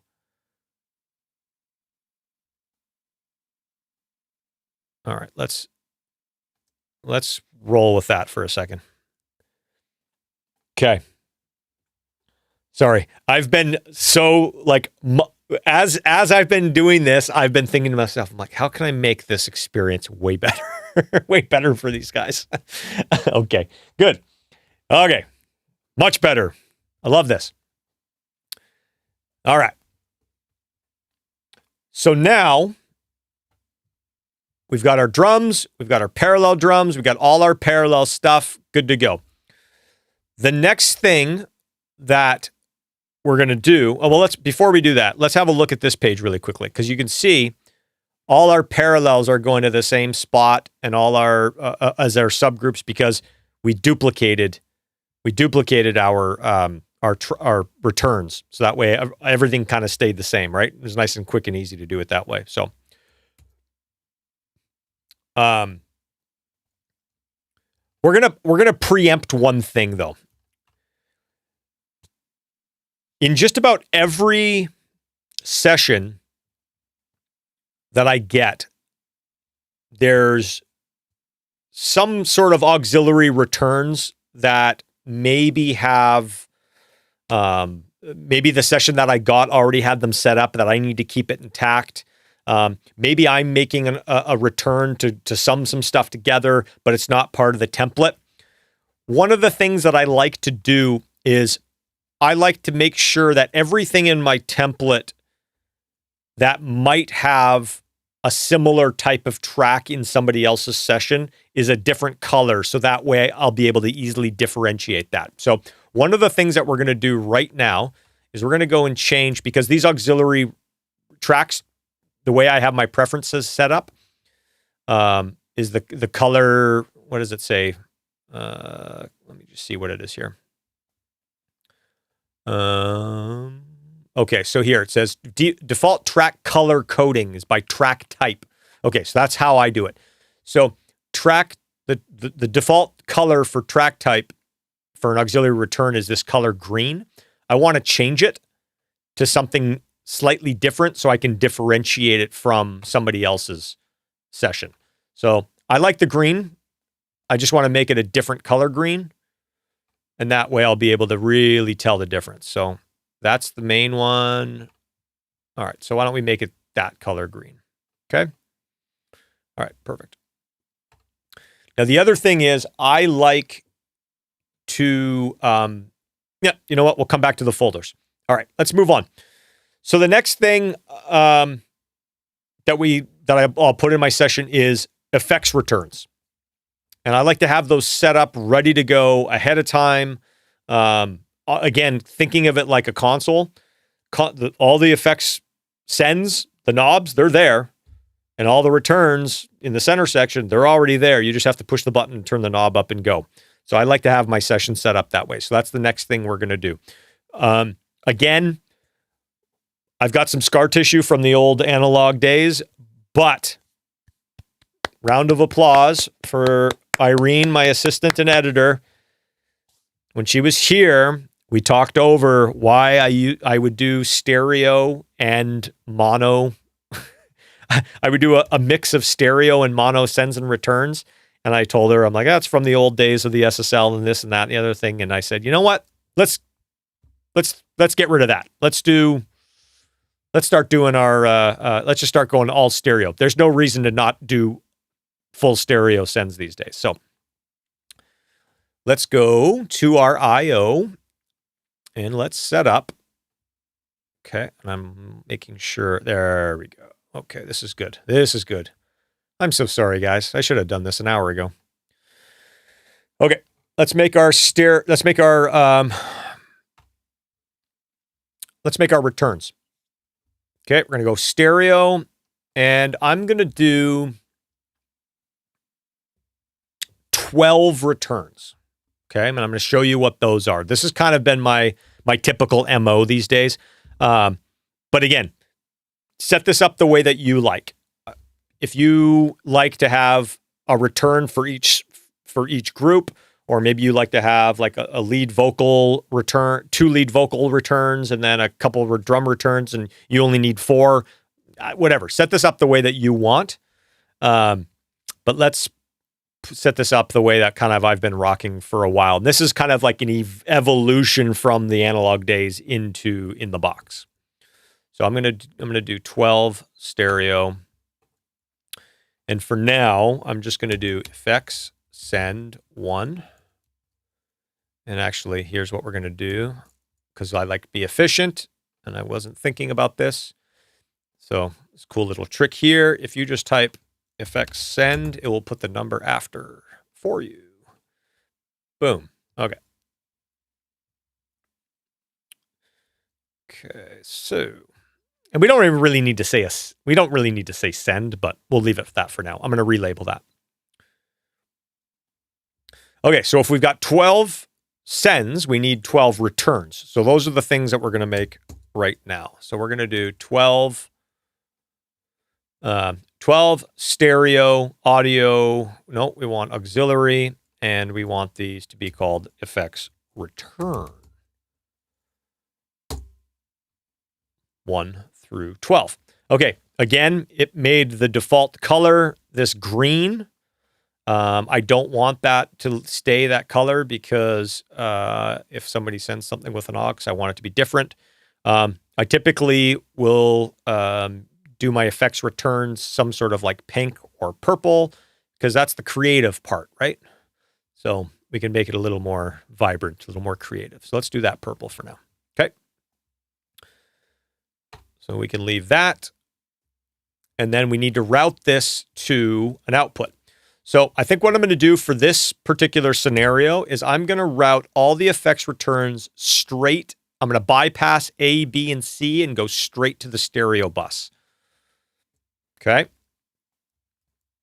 And that's just so that way, if I'm doing any processing on the A, B, and C bus, it's not happening on the returns. Now, while you're working, you might want to put it into one of those other buses. But for now, as a starting point, we're going to go into mix bus stereo. So here's actually a really great example of the way that Pro Tools kind of screws things around. And we're going to have to change the name of our mix bus. So if you look here, every single track here says on the output tab says MIXB for mix bus. But if I saw that, I would think that that was going to mix bus B, right? And it's not. So we need to change that name in the IO. So that way you can actually see what that is and know where it's going. So this would be a perfect example of, let's just lose the bus. And because mix is in stereo, I know that that's some sort of utility type thing. That's not a track. There's not a track in there called mix. It's an auxiliary, it's a bus, it's a something, right? So let's just do that and see how that shows up.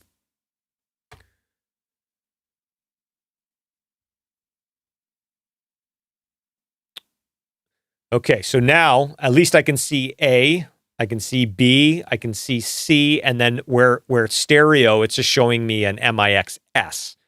Still not great, but a little better for now. So we'll leave that for now. Okay. Now let's go set up our actual tracks. Okay.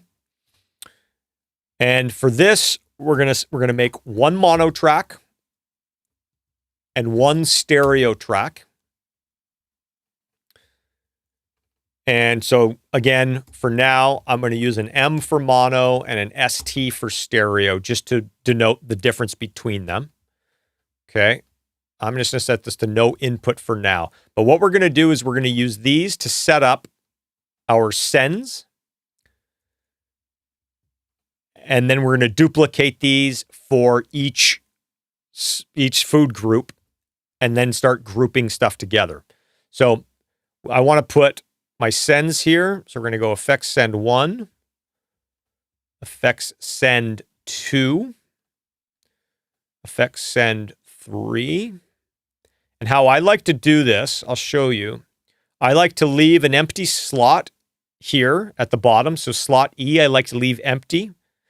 And then also J, I'll leave empty. So the effect sends that I always have set up are 1 to 8. And then 9 to 12 are kind of special case sends and returns.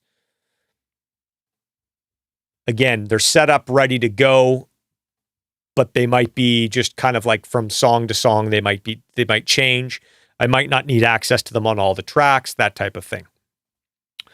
Now, something in the preferences that if you guys are not familiar with, if you go to the mixing tab, there's an option for sends default to 0 dB and sends default to follow pan, and then use absolute pan linking. That's for the fader. But I like to have my send pans default to follow main, and I like to have my sends default to 0. If I turn on a send, I don't want to then have to turn up the fader. I want it to come on exactly like just right away. Okay.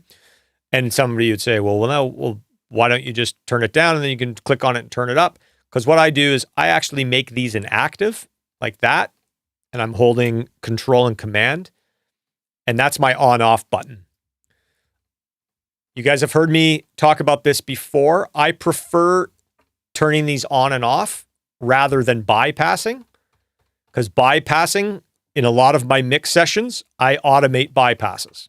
So if I want to, let's say I'm on a vocal track and I want a word to just have a delay at the very end of it, I'll have it off and then I'll automate it on and then it will go off again. So if I see a send bypassed, my brain, without having listen to anything or without having to look at any automation lanes, my brain knows that that send is being used and it's being automated. If I see this, then I know the send's not being used. And it's one click either way. One of them you're holding command and the other one you're holding command control. So why not have an on off as opposed to a bypass? Okay, so we're going to copy these down to here. Okay. And now we can start duplicating these. And we're going to need basically a pair of those. Well, when I say a pair, a mono and a stereo, I want to have one of those for each food group all ready to go set up. If you want, actually, you know what? Let's do this. Because as you guys have seen before, my tracks, I always start every single track, every audio track starts with an SSL E channel. This is on every track. So I put that in insert slot B. And so before I duplicate this, I'm just going to put it on and have it ready to go. If you want, and sometimes I do, sometimes I don't, depends on kind of the scenario. Sometimes I'll have these plugins off, and then I'll just have to turn them on if I want. Other times they're on, they're going through the whole thing at all times. So it just kind of depends. So in this scenario, let's just turn them off. But now this is kind of like a quote unquote default track. This is kind of set up with the sends. We're going to go through and start grouping these after we need 8 of these.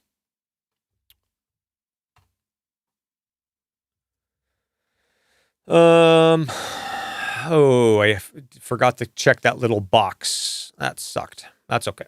Okay, so let's grab these and we'll go stick them next to our drums. Like right there. Okay, and now we'll call this, we'll just put a D in front of it for D drum mono, drum stereo. Okay, let's go grab one of these. We'll put it down here. This is going to be our percussion mono, percussion stereo. Grab one of these, that. We'll take that down, put it in the bass. We'll go bass mono, bass stereo.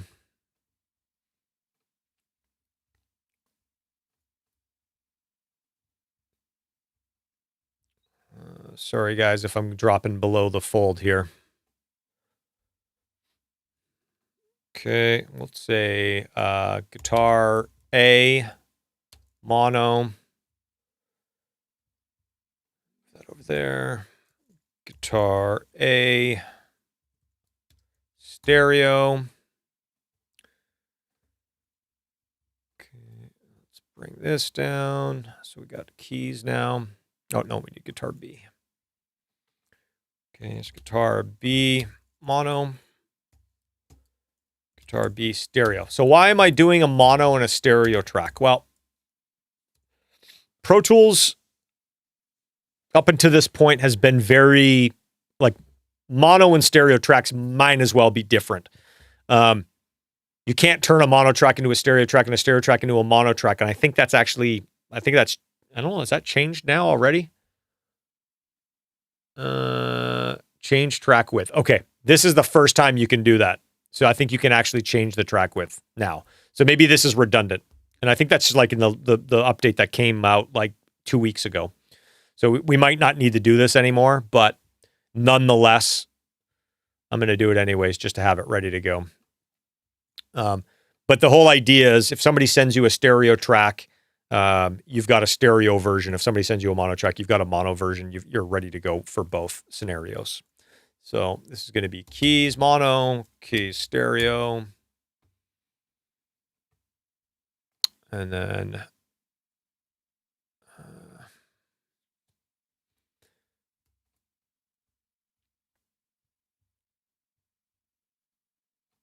lead vocal. So we'll do lead V. And we'll just do lead LV. Mono, LV, stereo. Okay, then we got one more.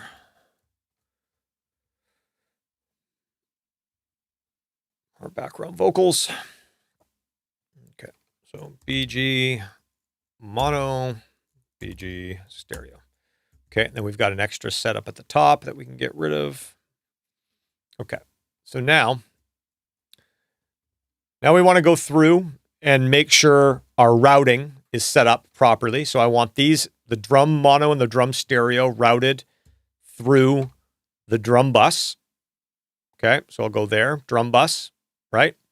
And then the other thing I'm going to do is I'm going to set up the parallel send as well.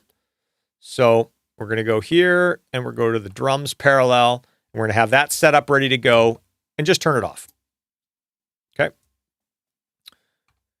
And then we're going to do the same thing for our percussion. Go send this to our percussion bus. We're going to use the slot, the insert, or sort of the send slot E for our percussion. Turn it off. The nice thing is once you do this once, you just hit the duplicate button and you never really have to do any of this stuff ever again. I'm really liking the look of these two slashes. Really like it. I think that might be a keeper. And see, something as simple as just the way something looks can just make things sit nicely with your brain. Okay, guitars A. Okay. We're just working our way through this. Then I'm going to stop for some questions in a second here. So get your questions loaded.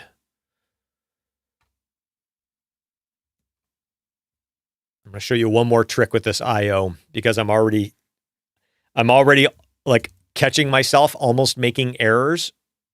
And there's a kind of a nice, there's a nice way to,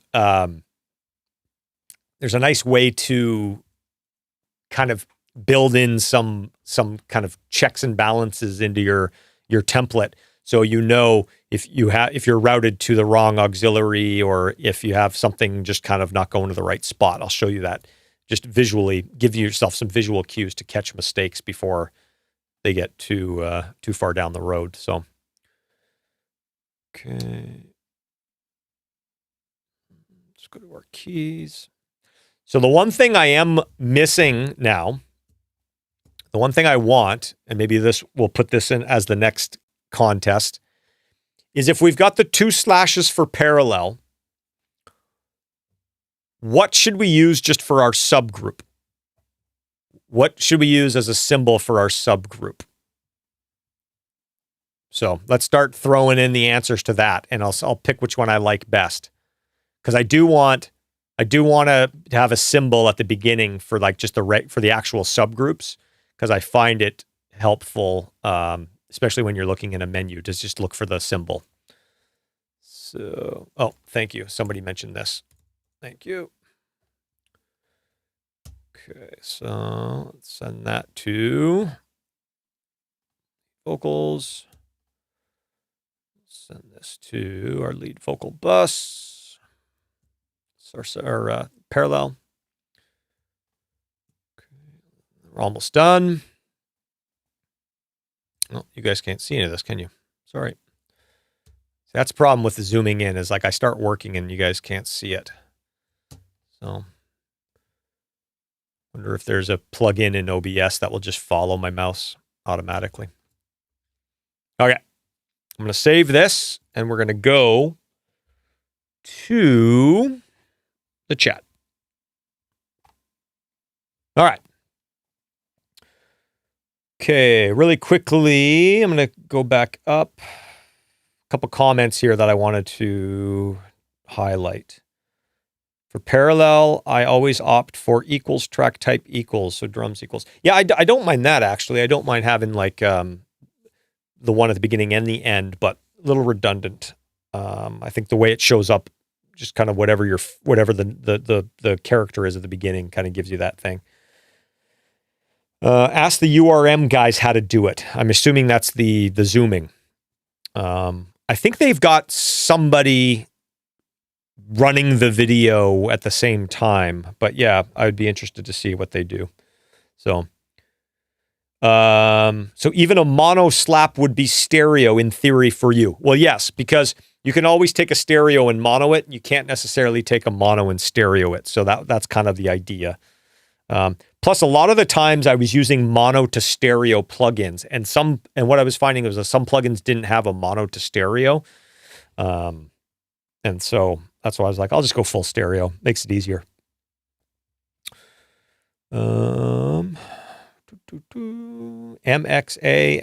Well, that might not be a bad idea, Dan. Just looking at some of these comments here on the track naming. Rock Camp, you are absolutely welcome. I love doing this. I love sharing, and I hope you guys get something out of it. So, again, don't copy what I'm doing. I don't, that's not what I'm trying to do, but like it makes you kind of understand, like just know why you're doing it. Be intentional, have a reason, have a purpose, and don't be afraid to change it. You've seen me go back and thought like, I don't like the way that looks. Go in and change it again. So yeah. Okay. All right, we're getting down. What are we going to use for the subgroup?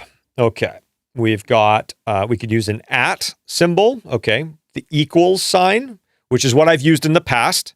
So what I've used in the past is equals, like I use a minus for a mono signal flow, and I've used an equals for a stereo kind of signal flow. So that lets me know something is going into it. It's catching signal from somewhere else in the session. I've used the equals and then the two straight up and down lines for my parallel, which has worked great. I do like the subgroup or the slashes though for the parallel. I think it looks good. Dollar sign. I don't love the dollar sign. I definitely want some sort of kind of like symbol or line. I think the equals might still be the one.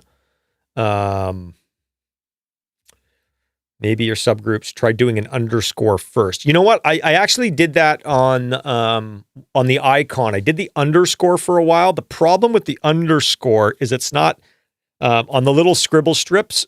It's sometimes like if you're looking at it from the wrong angle, because it's just that one line at the bottom, it doesn't sometimes you can't see it. So I want something up and down, something that's kind of takes up the whole height of the scribble strip. Okay, I think we're gonna stick with the equals. So who was the first person for equals? The Wolf Gangsta. Okay, Wolf Gangsta. Let me go here. And we're going to pick one of these. So, Sontech's been given away. DB Verb's been given away. BSI's been given away.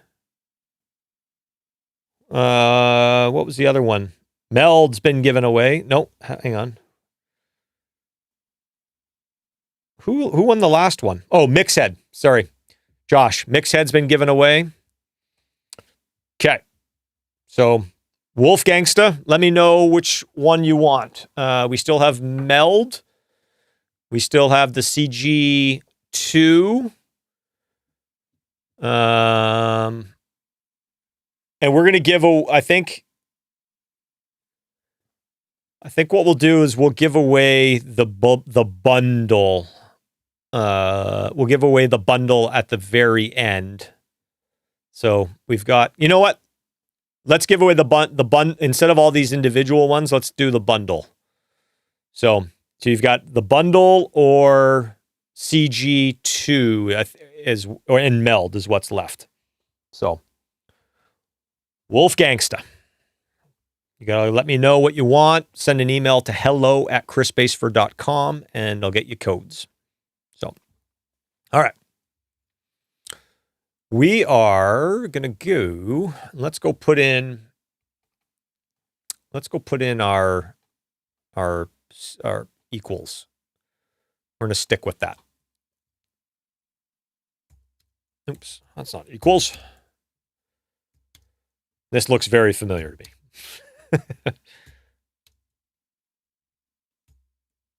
Oops, equals space. And I do like the space. Just, again, it's just OCD aesthetic stuff. All right. Come on. Okay. All right. Okay. The Wolf Gangsta picked the bundle, which is all the kind of the good math and the MBEQ and the there was another one, the parallel processing, all that stuff. So awesome. Okay. So the next thing we're going to do here is we're going to group these tracks. And for now, we're just going to follow globals. Let me look at what my globals are. And it's kind of like the basic globals, which is fine. Yeah, that works for now.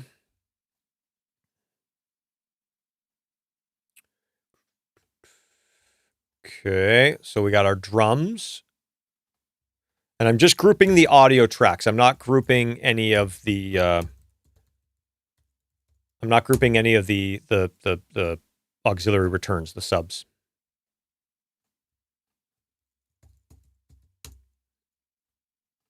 Okay.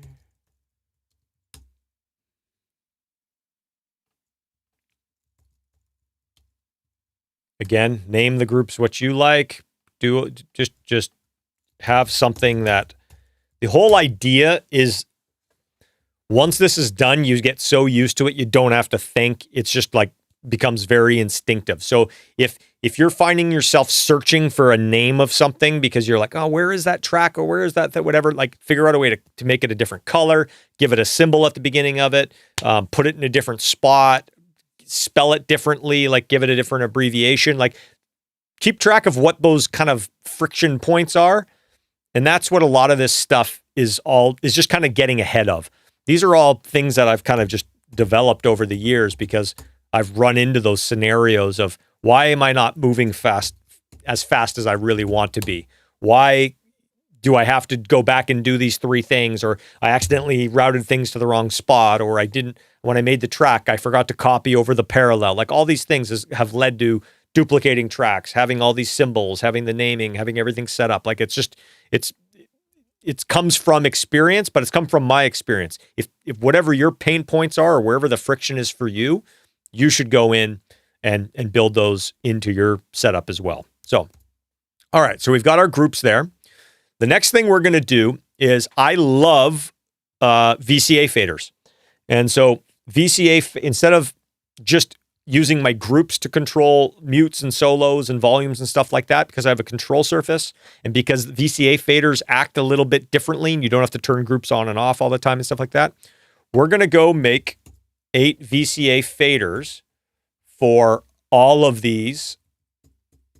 Where did it go? VCA masters. We're going to go make 8 VCA masters for each one of these groups. I got to change the names here. Let's go through and change our names. Equals. I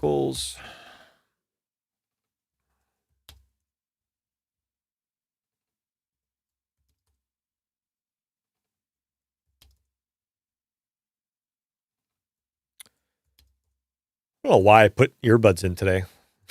I just realized I'm sitting here with earbuds in and there's no audio playing at all.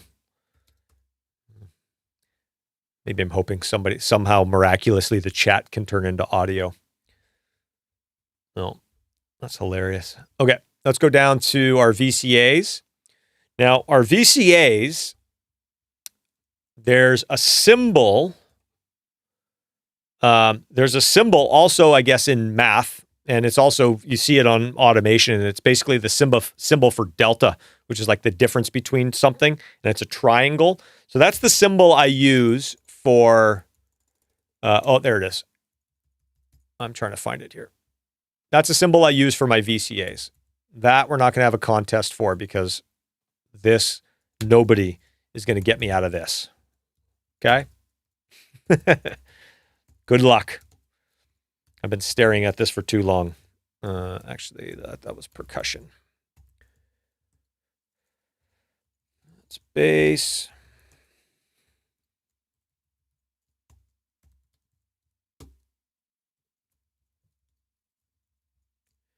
Guitars B. Keys. V. And BGV. Okay. In high school math, that was a nightmare. I can only imagine. I can't remember high school math. What's the keyboard hit for Mac? What's the keyboard hit? HIT for Mac? I'm not sure what that question is. Okay. So now we've got, and I assigned those to each one of those groups now. So now we've got those groups. Look, it even puts the delta in there as well. So, okay. Now, the next thing I'm going to show you is something that I started doing maybe a few years ago, and I had a conversation. Oh, how do I get this symbol on my Mac? You got to hold Option and then start pressing all the keys, and you'll see all the characters pop up. I just start scrolling through all the keys, and then when I see the one that I want, I just delete everything else. So that's what I was doing there. I started using folder tracks. And I've found folder tracks to be extremely helpful and extremely, like, they make my sessions just look so much cleaner and all that stuff. So we're going to go turn our main subgroup into folders. And so if you go highlight, them all, like I just did, and if you right click on it, you can convert auxiliary to routing folder. Okay. And there you go. And now what we're going to do is we're going to take the tracks that we made that belong to there, and we're going to put it in the folder. And I'll just collapse the folders as we're going, so that way you can see how kind of this starts looking really clean really fast.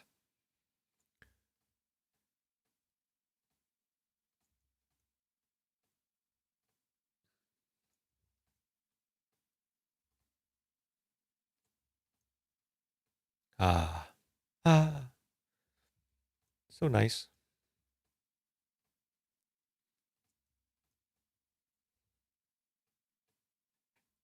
Okay. So now we just collapse that down pretty quickly. The next thing I'm going to do, you know what? I'll leave all the auxiliary or the parallels on for now. But I was going to say, sometimes what I'll do is I'll take the parallels and I'll just make them inactive, because I'll only turn them on if I know I'm going to use them. So the next thing we are going to do is we're going to deal with, there's two track types. When I say track types, there's two parts of this template that I find a little bit unique, in the sense of I want to be further down the road with my template when it comes to drums, and I want to be further down the road when it comes to bass. I have a pretty good idea what I'm going to get from somebody when it comes to a bass track, and I know I'm probably going to need to supplement that with some other stuff. Drums, even more so. I have a good idea of what I'm going to get from from any producer or any engineer or any band when I'm mixing in regards to drums, and I know there's going to be stuff that I'm going to want to be supplementing that with. So I might as well get ahead of that a little bit, number one. And number two, when it comes to drums, I kind of go another layer in regards to these tracks. So we've got our mono and our stereo track here. We're going to go even deeper. We're going to make subfolders within the drum group for, again, the components of a drum, of my drum sound or a drum kit or whatever. So we're just going to make 5. Let's just make them auxiliary tracks for now, or auxiliary inputs. And we are going to name these. I'll just do an equals for now. We'll do equals kick, equals snare, equal toms, equals cymbals, CYMS abbreviated, and then equal room. Okay. And I'm going to route all of these to my drum bus. And I'm going to route, actually, you know what? Let's do this. Let's copy and paste. Let's copy and paste our sends. Actually, you know what? We'll just do this. We can just do this. This will be faster. We'll do effects send 1, effects send 2, effects send 3.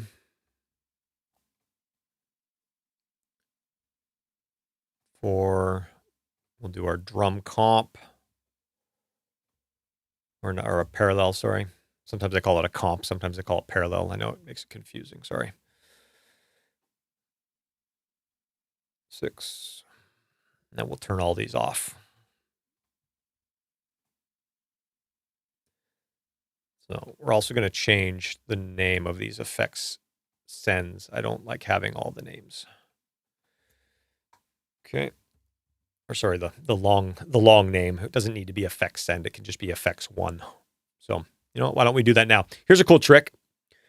Without having to go into the IO setup, if you right click on any one of these IO, so either a send or even in the IO here, you can rename without having to go into the IO setup. So let's get rid of the send part. It's kind of redundant. And it's taking up a lot of real estate on the page. I'm finding it a little distracting even just to look at while we're doing this. So you can rename sends that way, or you can open up the IO and do it that way. I think it's probably a little quicker in the IO actually.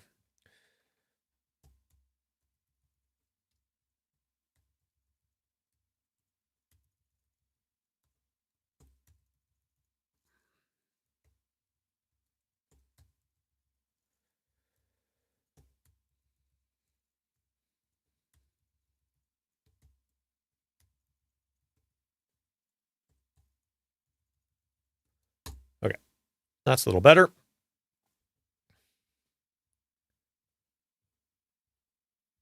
Okay, yeah, that looks better to look at. Okay, so I know when somebody sends me a drum kit, whatever they send me is going to feed into one of these kick, snare, tom, cymbals, room. It's going to feed into one of those. And that just helps me compact my session down even further. Once I get a balance within all those elements, so if I've got a kick in, a kick out, kick sample, who knows what else, kick trigger, like all this stuff, I can just have that going into one auxiliary. And once I have the balance the way I like, now my drums could be 30 tracks is now down to 5. And it makes mixing a lot simpler and a lot quicker because most of the time I can do what I need to do with just these 5 faders, these guys here. And if you need to open it up and adjust, you know, maybe the snare balance of the top and the bottom or the sample, you can do that. But once you have the kind of the sonic fingerprint of that element, you're mixing 5 tracks instead of 30. It makes life so much easier. So we're just going to go ahead and set this whole thing up. It's kind of like we're doing the same thing that we did for each of our subgroups here, but we're just doing it for like these subgroups, let's say. So I'm going to duplicate these kind of template tracks, I've called them before. I'm going to duplicate these template tracks because I'm going to do one for kick, snare, tom, cymbals, and room. So we're going to need to duplicate these 5 times, okay? And I'm going to click that little button there so it keeps them in the proper order. And we are going to name this, and we'll put the actual name for now, just because it's going to be short. Snare mono, snare M, snare ST, tom mono, tom ST, sim mono, sim ST, room RM we'll use for now, and then RM ST. Okay, so then actually, sometimes if I'm abbreviating kick, I'll just get rid of the C. So now we got 3 characters instead of 4. Okay, and so now what we need to do is we need to make paths for these. And here's another little trick. Instead of having to go into the IO setup, you can, if you write, sorry, let me see here. If you, oh, there it is, sorry. If you, I have to hold Shift and Option because I want to do these both at the same time. But basically, if you go to your Output tab, and I don't already have a bus for this, you can make one, okay? So what we could have done is we could have made all the kick and snare and all these subs in one time and routed to it and created an aux at one time. So let's just do that really quickly with the kick, just to show you what that is. So I'm going to get rid of this kick group, and let's take this and we're going to route this, and we'll go new track. We want to go stereo, aux input. We'll call this equals kick. And it says create next to the current track. Sure. And it actually named the auxiliary that as well. So you can see that. Create, and I'm going to convert that to a routing folder, and then I can put the kick inside of that routing folder. And there we go. I just have to redo all my routing on that. But you see kind of how quick and easy that is if you want to do it that way. So there is something to be said for kind of when you're building your template, doing it kind of the slow way that you have to do multiple steps. Sometimes by doing that, you'll come up with other ideas. You'll maybe catch errors. You'll see things that maybe you wouldn't have seen until you were down the road in the middle of a mix. But up to you. So what we're going to do here is we're just going to go into our IO and we'll just make another 4 stereo paths. And we'll do an equals snare. I'll type these out full. Toms equal sims, and then equal room. No, not ROM, room. Okay. Okay, and I'm going to make these all, I'm just going to make these all routing folders right now. So we'll take the snare, we'll route those to our snare down there, and we'll just put them in the folder. Done. Okay, we'll just keep going down the line. Toms. Route that to our toms. Drop them in there. Take our cymbals. Route that to our cymbals. Drop them in the folder. And then we're down to our rooms. Put those in the rooms. Drag them down. Drop them in. Collapse all the folders. And you collapse the drums down, and here you go. So now you've got that, and then we can actually get rid of these. We don't need these anymore. Because every track that I get in the drum kit is going to go into one of these. If it doesn't fit into one of these, I'm not putting it in my drum group. I'll put it in the percussion group. So let's say somebody's done like a print of a drum loop or something that they have like a special effect on or something like that. I'll put that in the percussion group. This is for the drum kit per se. So now when you expand all of these all of the folders, you can see all of these are ready to go. They're all routed. If somebody sent me a session that had, let's say, a kick in, a kick out, and a kick sample, what I would do is I would just duplicate these tracks and then drag their stuff onto these. Or if they've already got a bunch of stuff on them, I would just bring them into this and format their tracks to match what's going on here. The reason why I have these tracks here ready to go is it's easy to, if somebody sent you a session, let's say, I'm just going to make 3 new tracks. Let's say somebody sent you kick in, kick out, and a kick sample, right? Oh, let me go back to this page so you guys can see. And they've got a couple plugins on here. You know, let's throw some plugins on here, whatever, even though these are the ones that I use. I'm just grabbing random plugins here. Okay, so they've got their own treatment going on. They've got their own stuff happening, right? No big deal.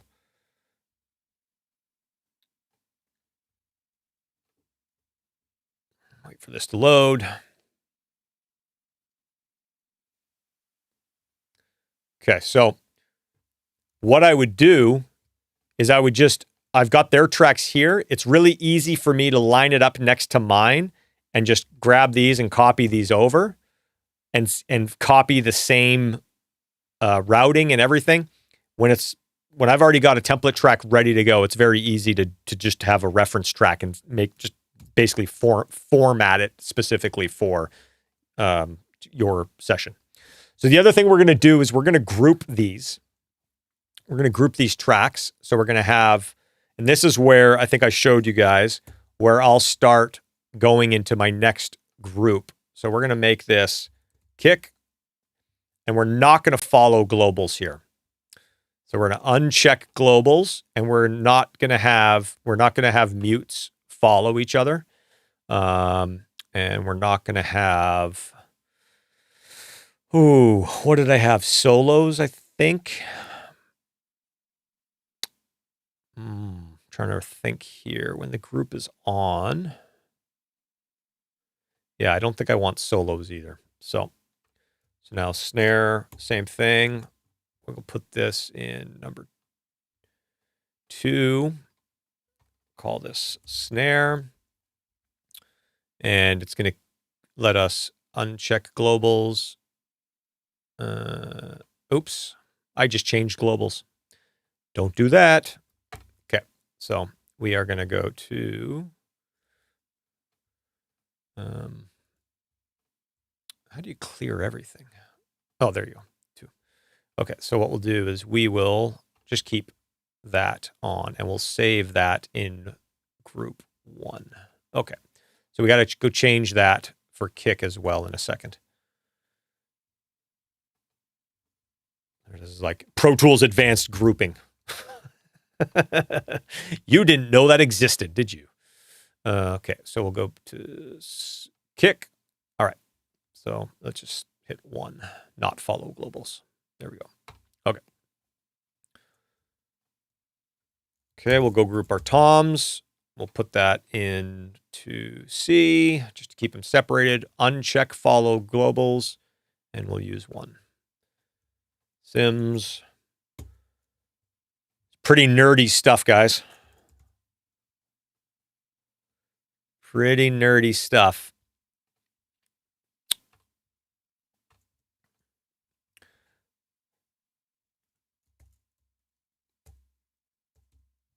The room.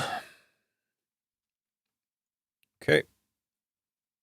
Uncheck globals. 1. Okay. So now we've got, those are grouped now. So we've got our drums, but we've also then got our kicks, snares, and toms and all that stuff. This is helpful. Having these grouped is really helpful for when you have like a stack of, let's say, 3 different kick drum samples and some live kick drum stuff, and you've got like 6 or 7 tracks feeding this folder. And let's say you need to move something, or let's say you want to trim this whole thing down by a little bit. It's hitting your folder track here a little too hard. You can just kind of help maneuver all of them as a group before you then collapse it down and just treat it as one fader, right? So that's the idea with having all that stuff grouped that way. So I mentioned earlier about how the Pro Tools I/O coloring can make things very helpful. And so what I like to do now that we've got our group set up is I'm going to go set up my I/O to match the colors on the I/O to match the colors of the groups. So if you can see here,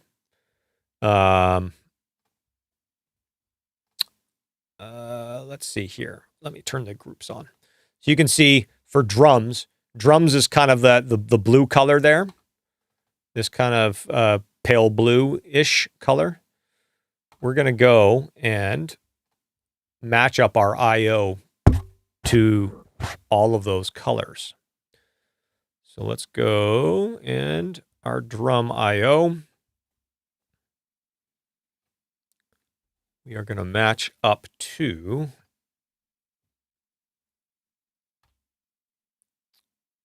I think it's that one. Okay, and our percussion is green. I think it's that one. Our bass is purple.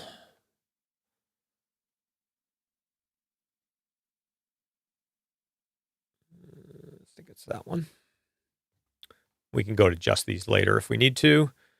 Our guitars is kind of our bright red. Our guitars B is kind of more of a brighter green. Our keys is, and I'm looking down here. Actually, you guys can't see this. Sorry, guys. You guys are zoomed out, but I'm basically just looking at the track names.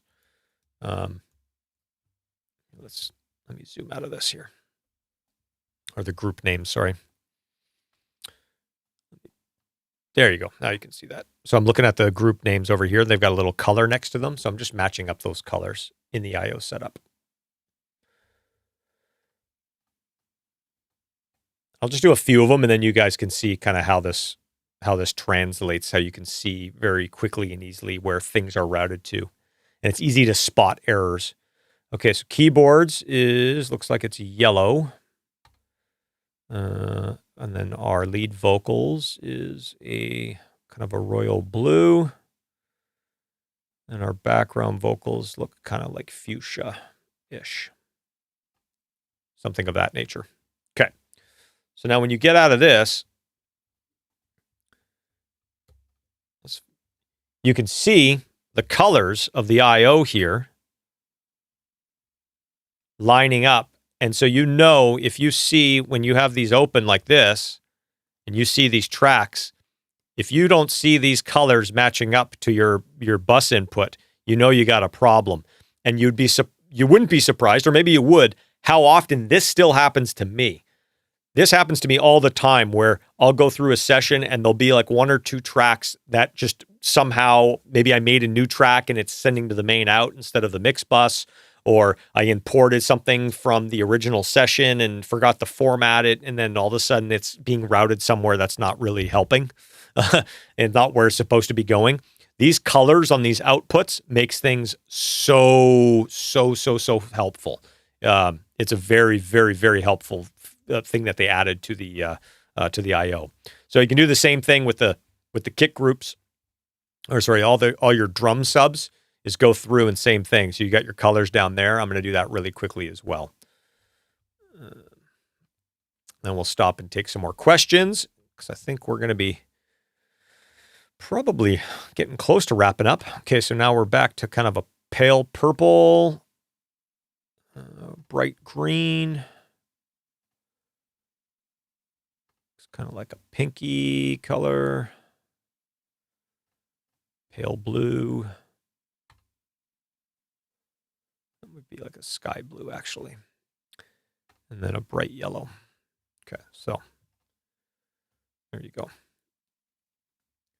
So again, you can see these track names now. Sorry, not the track names, but the actual colors of the outputs. You can see where they're going.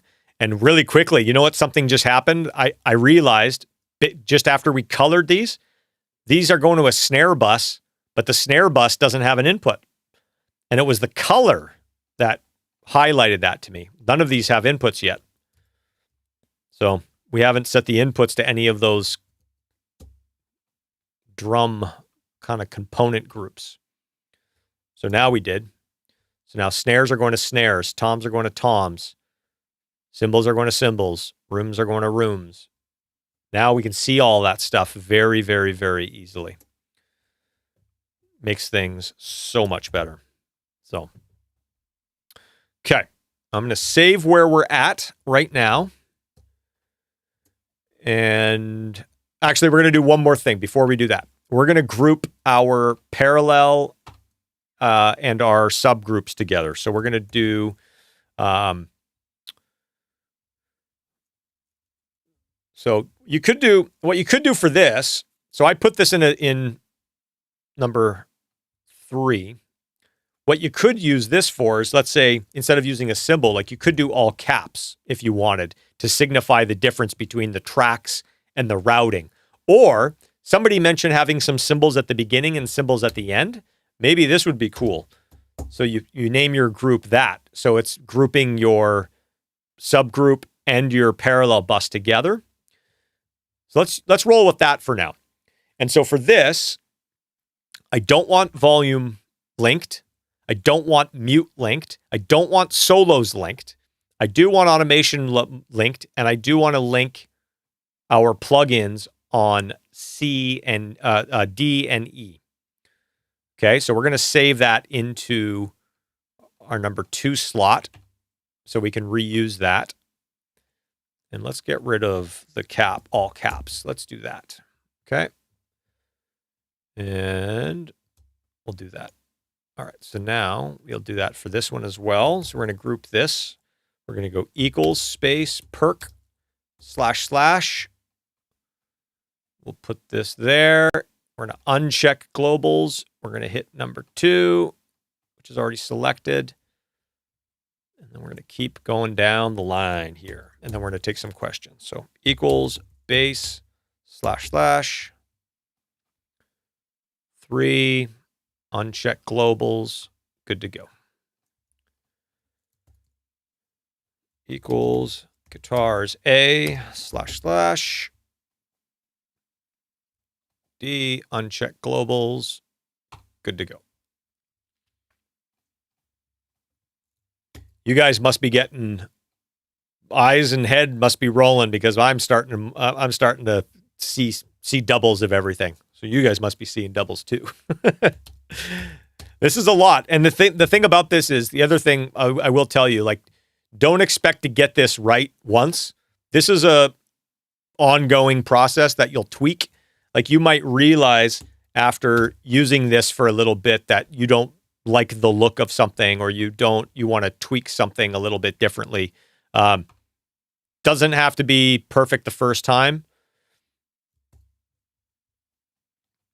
So cut yourself a little bit of slack if you're like, oh, I forgot something. Or usually what happens to me is I usually have to go do a couple mixes, and then I'll make notes of the things of like, oh, I got to update that. I got to update that. I got to update that. And then I'll go back to my template and update it. Very rarely is this perfect the first time. And even if you get it perfect for the next 2 months worth of mixes, you're going to come up with an idea of a routing thing, or changing the color of something, or changing the symbols, or the naming scheme, or the routing. You're going to change something that it's okay. You're just going to go back and tweak it. And that's the idea, is to always be tweaking this thing.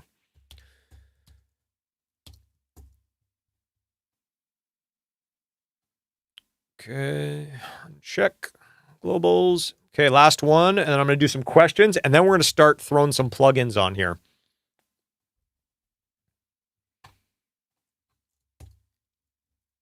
As kind of starting points here. PGV / uncheck follow globals. Okay, so now you've got these groups here that really the main reason for me grouping those together is just to have the plugins that are in slot C and D be the same. That's kind of the main goal for that. So somebody asked me, did I miss unchecking the globals on one of these? Yeah, probably. Those are the things you miss even when you're doing this on your own and not having to talk at the same time.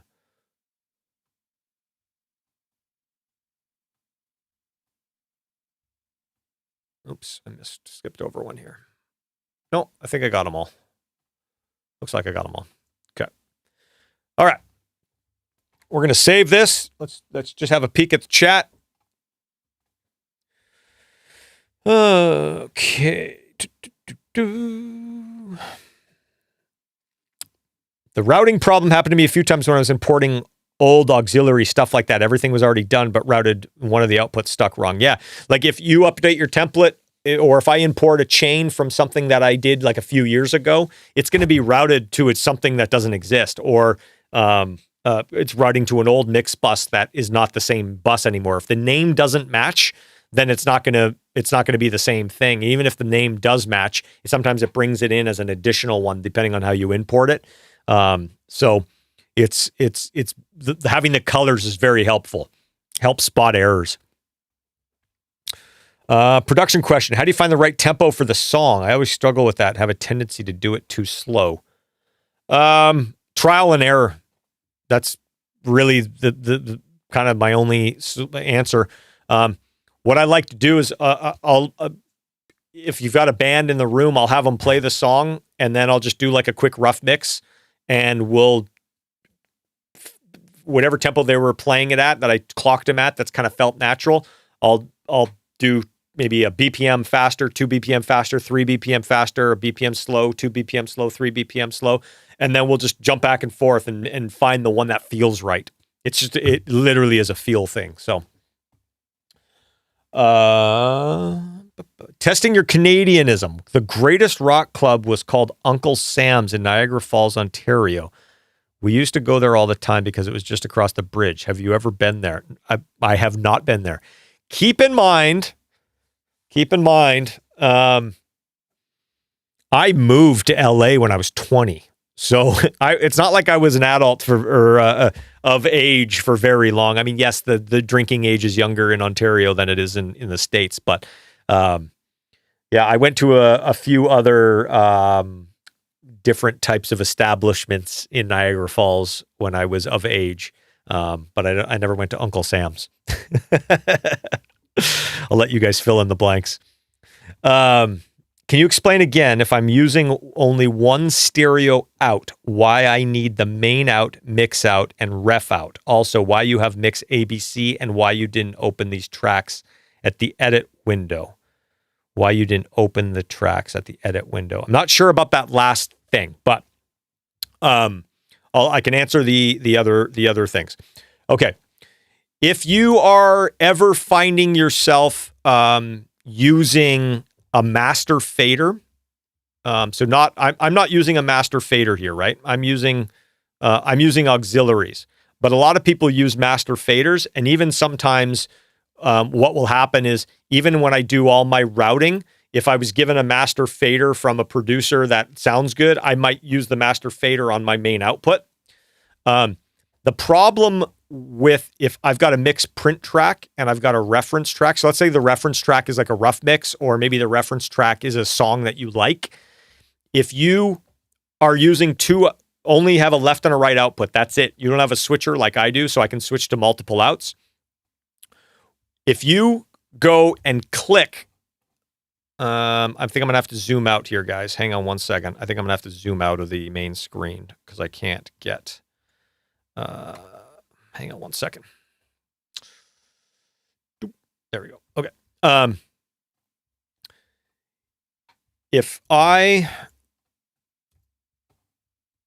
So when you go down to here, if I want to listen to my reference track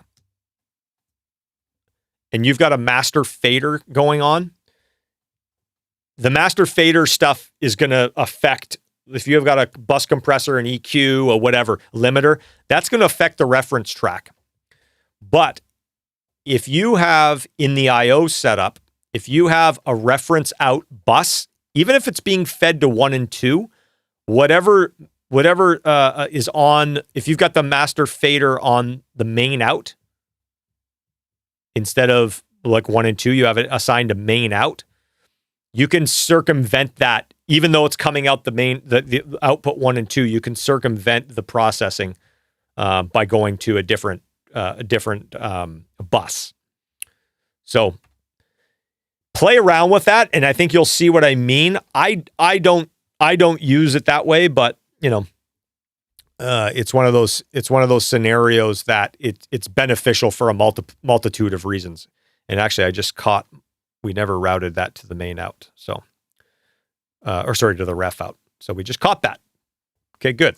If I'm using why I need the main out, mix out, and ref out. So maybe I didn't explain that right. Your main out is your mix. The reference out is a reference mix that you wouldn't be playing at the same. They'd be playing at the same time. You wouldn't be listening to them at the same time. It's just a flick back and forth, so you can hear a reference mix. And then my mix print is what goes to my mix out. So what I like to do is I like to be able to, sometimes what I'll do is I'll put like a limiter on my mix print track, and I'll be able to switch over to that if I put this on input. So it has to be a DSP plugin for me. If you guys are running non-DSP systems, that's fine. So like I could do, for instance, like I could do this, right? So I could put this on my mix print track and have it on input, and then I can switch to my mix out output and hear what my mix sounds like with a limiter on, doing something maybe that a mastering limiter would do. But the main reason I have it on a different output is so I can control it on my switcher here. I've got a switcher Let's see if you guys can see here. So, no, you guys can't see it here. Maybe I can turn this. Nope. Anyways, down here, I've got a way that I can switch outputs so I can hear my mix print track versus what's going through the mix bus. Another cool trick with that is if you've done a mix and you printed it, and now you're going and making some changes, and you want to see where the change is better or worse, you could go and flick back and forth between where you're at and where you were. And so whenever I print a mix, every mix version gets put on a playlist. And so, for instance, I did a mix today, and right before I jumped on here, I printed a mix. Tomorrow morning, when I come back to check that mix, any changes I make, I can reference the one that I printed today or the day before. So hopefully that makes a little bit of sense. You know, that was a little bit of a word salad, but hopefully that made sense. Question: how about yours idea of live stream interviews with famous mixers? Still dream about Randy Staub Q&A. Yeah, I've got a podcast that I've been planning for fucking 10 years. That is, I'd say, in the works. I've got my kind of first batch list of guests. I've got a name for the thing. I've got all this stuff worked out. I just actually have to go and spend the time to interview these people. But yes, that is coming. That is going to be something that is, it's a huge, like, goal of mine is to get that off the ground. So yes, that will be coming. Thank you for the reminder. What is the best way to route the output of Pro Tools into a virtual mixer for streaming? The best way, it depends on what audio interface you have. With Pro Tools HD, there's not a great way. How I do it, I actually have a USB audio interface that takes an output of my Pro Tools rig and recaptures it. There's a program called Loopback. I think Rogue Amoeba makes it, and that's something that I use. It's really good. It can grab signals from all over the place and route them. So that might be your best bet, is the program's called Loopback. Okay. Okay. Yes, a few people are jumping. I don't blame you. It's we're at that point here. We are at that point. Okay. Let's start loading up a few things on our sends here. And actually, I'm going to do a few more groups. We are going to group our all of our mix buses together. Okay. Let's group all of our mix buses together. So if we need to trim them going into our stereo bus. So let's make a group for that. And oops. Oh, that's going to go in. Yep. 4. Yep. And we'll call this mix buses. And we could probably follow globals for that. Actually, you know what? Let's not follow globals for this. And let's get rid of that. Let's get rid of, let's just do volume. So if we need to trim, I think everything else we could probably leave. This might be something that you come back to after using a little bit. You might come back to and tweak a few things on the attributes for that. But let's leave that for now. The other thing I want to do is I want to group all of my effects returns.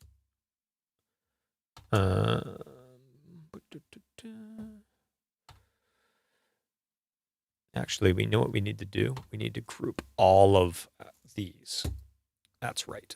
So these are going to be all of our subgroups. So we'll call these equals and // We need to group all of those because I want to give them a VCA fader and they need to have a VCA fader. So I don't want mute. I don't think I want anything on these, actually. I think we're just going to leave these completely off. Oh, I did it again. You got to be careful with that.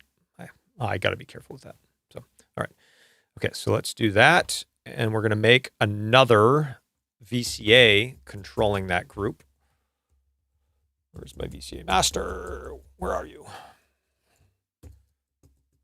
There it is. Now we skip right over it. Okay, so we're going to call this equals //. We'll assign that group to it right there. That way we can trim all of those in one shot like that. Right? So if we need to trim these going into the mix buses, we can do that. If we want to mute them, we can do that. Okay, and we're going to do one more group, big group of all our effects returns. So we'll do group there, and we'll just call this effects returns. And we'll put that in C. Don't need to follow globals for that either. We will go to attributes. I don't know if we need to group anything of this. This is just, I think, another trim with the VCA.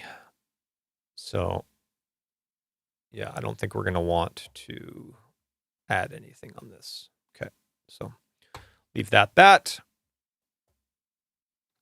duplicate another VCA, and we'll call this effects. And we'll set that to that. So now there's all our VCAs that we need. I can mute all my effects returns really easily. I can trim them if I need to, all that stuff. So that's that. Okay, now we got to set our inputs on our effects. So let's get into that. Okay. So what do we have here? We've got all our tracks. We've got all our subgroups. We've got our parallel lines. We've got our effects sends and returns. We've got our mix buses. Okay. We've got our print track. We've got our reference track. We are in really good shape here. Now, the one thing I said that I like to do on the subgroups and parallels is have a plugin that is grouped together, an EQ plugin that's grouped together on slot D and E. So the one that I like to use for this is because I don't really know what I'm going to use it for yet. And typically, this is usually more of a, let's say, a repair type EQ. This is more of like a problem solver rather than like something to give flavor to it. I typically build in all the flavor and all the tonal stuff earlier on in the chain. This is kind of like a end of the mix. There's one frequency that's bugging me that needs to be, notched out or something like that. So I usually put like a Pro Q in that E slot, which is grouped together. So let me show you something really cool here.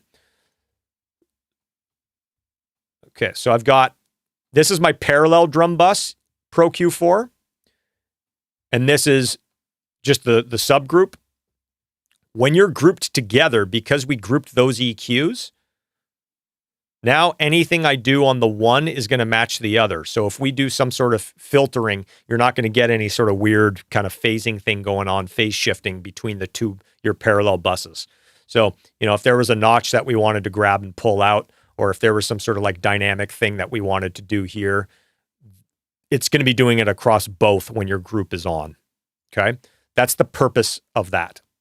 So we'll just go back to a default for now. And again, I only turn this on if I need it. So for now, I'll just make it inactive. Hang on one second. There we go. Make it inactive. My control surface keeps popping up the plugin. So, all right. Let's go to our effects returns for a second. And again, we're going to change these. We don't need to call them effects returns. We know they're returns. So let's just find the word return space and get rid of it with the batch. There we go. Okay. So how I like to do this, because we set up already, we've got our effects 1 through 4 and 5 through 8 all on the tracks already to go. Like that's just a thing that we always do. I've got my way of thinking of effects returns. And so what I do, and I'm not going to put plugins on these, I'm going to let you pick your own, but I do effects 1 is some sort of room reverb. Some sort of like 480 brick wall. I'll put plugins on, but I'm just like literally off the top of my head. I'm not really putting too much thought into these. So I'll do like a brick wall there. 2 is usually some sort of like big kind of gated non-lin.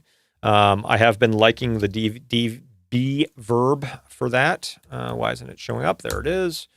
And shameless self-promotion. I've got some really awesome snare reverb presets in here. So we'll just put one of those up. 3 is usually some sort of kind of special effect or kind of, let's say, really stylized type of reverb. So in this scenario, let's go Magma Springs, which for like a spring verb. Okay. I think I probably also have a preset in here too. No, they never used it. Okay. C'est la vie. I can't remember which one I use. I think it's one of these ones. Let's say California, because I want to be in California right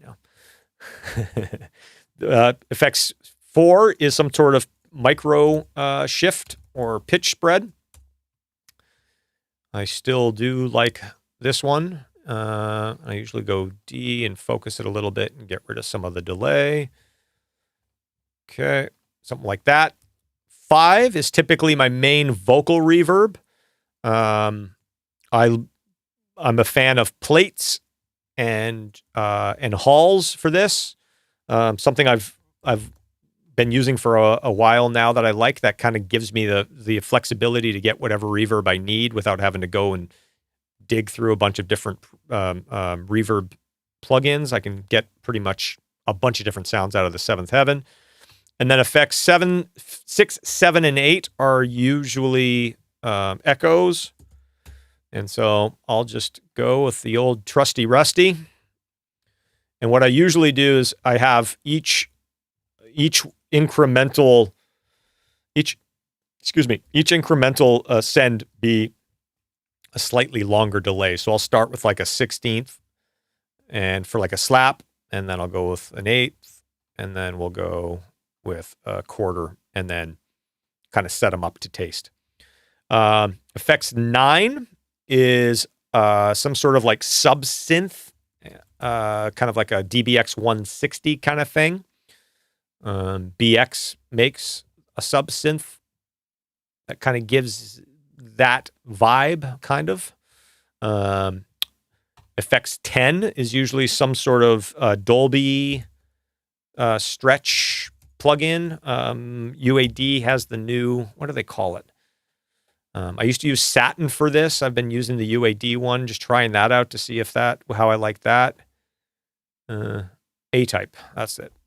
So this is kind of give that really kind of crazy top-endy thing. I think it's that guy. And then 2 more things that I've been doing lately is a kind of doing the old Randy Staub trick with the wow thing and just kind of cranking this up a little bit. This is just a mix in. I'm still kind of experimenting with this. Sometimes it works, sometimes it doesn't, but you know, I have a send set up ready to go. And then the other thing that I used to do a lot when I was at the chop shop is we'd always have some sort of distortion box on, we used to have some sort of distortion box on the, on a send. And so I've started doing that again. And instead of using Decapitator, which I usually do, I've been using, where the heck is it? Distortion, this guy. basically like kind of like a Sans amp. I mean, it's basically like the Sans amp pedal. I use the Sans amp for bass quite a bit. But this is just kind of a different flavor, and it has some more options. So yeah, I use that as well. And then you go 100% wet. That's the other thing. Make sure you're always 100% wet with all these plugins. I can't stand when I get sessions from people that they've got a really good mix going and they're sending to a plugin, and I find out that like it's like 50-50. So I'm like, oh no, I can't change it because it will make the balance all weird. And this one's not going through that bus. The effect's not going through the vocal bus, but the dry vocals coming through here. And it just makes life really challenging. So make sure you have your all your wet knobs set. The other thing that I wanted to kind of quickly talk about was the bass, because the bass is one of those scenarios where I will set up another 3 or 4 lines getting ready for what I know is coming around the corner, shall we say. So what I typically like to do with my bass is I'll have, in addition to my kind of placeholder bass tracks, I'll have an additional, what I call the distortion track, a Sans amp track, and a sub track. And so what I'll do is I'll just find a few plugins that I like for distortion. And there are a few that I use often. And just kind of set it to something reminiscent of, what you might be looking for. But you can go and tweak these. And once you find something you like, bring it into your template. Where's the 800? There it is. So I usually do kind of something like this. And then I like the old trusty Sans amp, the old OG. And then the other plugin that I like is the Pro Sub harmonic. And I usually trigger this with a MIDI track. So I'll get those set up, ready to go, and I'll just have them muted here. And then whatever bass they bring in, I'll usually take the DI and I'll just duplicate it over to these tracks. And that way I can mix in my own distortion, my own amp sound, my own sub, that type of stuff. And I named this D sub, not B sub. How about, there we go. Okay. The rest of these I leave pretty much wide open. And I just start adding stuff. Maybe in the first song, I'll go through and figure out what the character of the song or what the record's going to be. And then I'll bring in those plugins as a starting point, or I'll save an updated template with those plugins. But my template doesn't have a bunch of chains. It's very simple for the most part. It's more routing. I will actually set up a plugin here. This is an interesting concept that somebody asked me about recently. So I've got the regular OG SSL Waves channel on all my tracks. Like every audio track will have one of these. But what I've started doing recently is on like my drum tracks, like my drum component folders, drum subs, whatever you want to call them. I've been using the EV2 channel. And the reason I've been doing this is this has a little extra saturation. The curves are slightly different. It does eat up more processing power, which is one of the reasons why I don't have it across the board. And ultimately, I kind of like the idea of having just a slightly different flavor on the subgroups than I do on all the rest of the tracks. I don't know if this is legitimate. Maybe it's just in my head, but I feel like there may be something to having a different plugin on top of a different plugin. So instead of having another SSL channel on top of all the SSL channels that are there, although this is an SSL channel, it's a different model. Sometimes I'll switch this out to the actual SSL version. So I'll do like the SSL 4K. Sometimes I'll do the Brainworks one. Like, just kind of depends. I've kind of been playing around and just kind of whatever I'm feeling at that particular moment, or whatever I'm liking looking at, or whatever seems to be working. But the idea is to have a different plugin on the subgroups. And just so that way there's different harmonics going on, there's different saturation going on, the EQ curves are a little bit different. So even if you're using the same boost, it might be lining up slightly different. I don't know. Maybe that's a bad thing. But it's something I've been experimenting with, and it seems to be working well. And so same thing with if any of these subgroups are going to have additional plugins on, which they usually do. If you want to treat all your rhythm guitars as one, I typically won't grab the same SSL plugin. I'll grab something else, or maybe put a Neve EQ on it or something like that. But once I'm kind of into a groove on an album, I'll usually take those plugins as a starting point and apply them to the next song. But I'm not a template, kind of like a template mixer where everything's going through the same chains, everything's going through the same everything. Most of the time, either if it's a song I've produced or if it's a song I've gotten from another producer or engineer, by the time they give it to me, they've got a bunch of plugins where they've got chains. I don't want to just get rid of that. I want to work off of that. So one of the things that I mentioned I was gonna bring up that you can do that's really interesting is, let's say you get a session that has a bunch of plugin chains on it. Okay, let's say in this case it's a vocal. I'm gonna make a vocal track here, and I'm just gonna load it up with plugins. So just bear with me for a second, because I'm just gonna grab a bunch of plugins. Doesn't even matter really what they are. I'll just do a few here. Okay. Let's put a de-esser. Let's put Phoenix.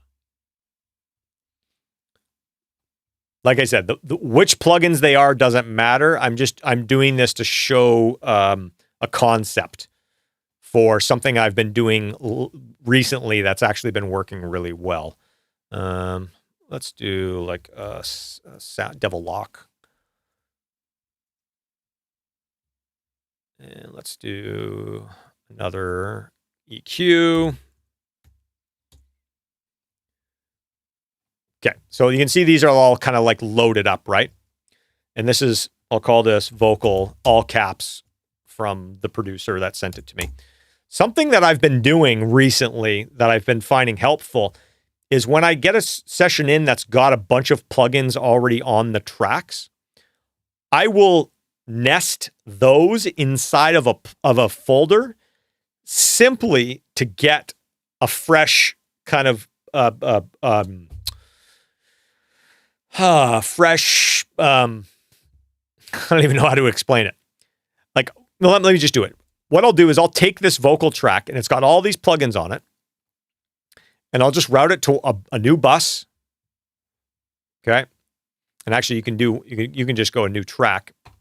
I'll route it to a new track, and I'll just label it vocals like this, and we'll do an auxiliary like that. Let's convert this to a folder, and let's put that vocal inside of the folder. Okay, so they'll say, why did you just put one track inside of a folder? What's the point of that? Now here's where, see the colors? This is where the colors work really well. So now that's reminding me I need to send that to the lead vocal bus, right? And I'll copy all this stuff over. The folder track lets me treat this as almost like it's a clean, fresh track with all those plugins baked in. But at any point in time, I need to go and undo some of that stuff. I can just open this up and tweak it. And so where I used to, if I would get a track like this, what I would do is I would usually print it and then put that on a playlist, and then make all these deactivate all these and then work off of them. Now what I'm doing is I'm finding so often the chains that I'm being given from people sound really good. They just need a little tweak here and there. And then I might want to do all my stuff after it. So I just treat this as if it was recorded that way, and I nest it inside this folder. And so I might have, like vocal tracks, I might have like 6 or 8 folders with one vocal track in each of them. and they show up as a single fader on my control surface, and they show up in Pro Tools as just a single kind of, a single track here. You won't be able to see the waveform, but when you're mixing, it doesn't really matter. And it just lets me treat it the way that I want with a fresh batch of insert slots. I can have my own sends. All that stuff's already on it, ready to go. I just like to have it kind of clean while still being able to go back and access all of the treatment that was on those plugins. So hopefully that makes sense. It's something that kind of a cool little workflow thing that I've done. So that way I don't have to backtrack to an old session to get the original vocal with all the settings and then bring that in and tweak it and blah, blah, blah, blah, blah. So anyways, I'll get rid of that track for now because that's not really part of the template per se. But anyways, okay, we're at our usual 3-hour mark here. I'm going to go back to the chat. We'll do a quick Q&A, and I think we're going to have to button this baby up. Okay.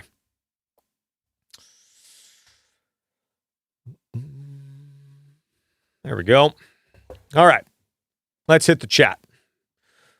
Only the strong survive. Yes, that is true. We are still going.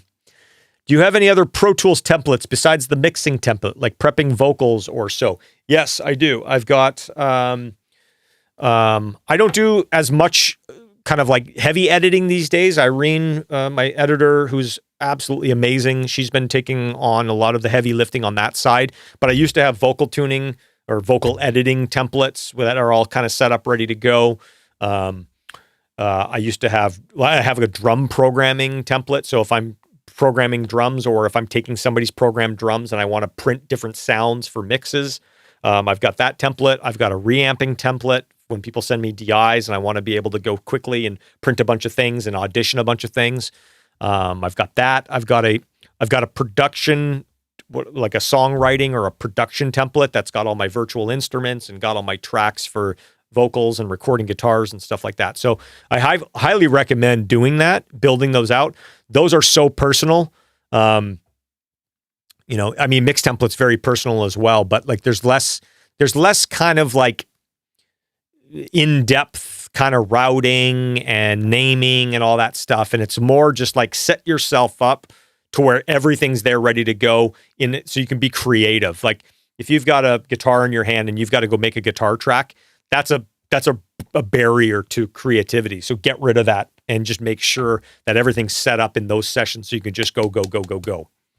That's my advice on that. So, from the basic plugins that we mostly use on every mix, favorite SSL, EQ, 1176, LA3, companies, etc. Okay, so I'm still SSL, the OG SSL Waves E-channel.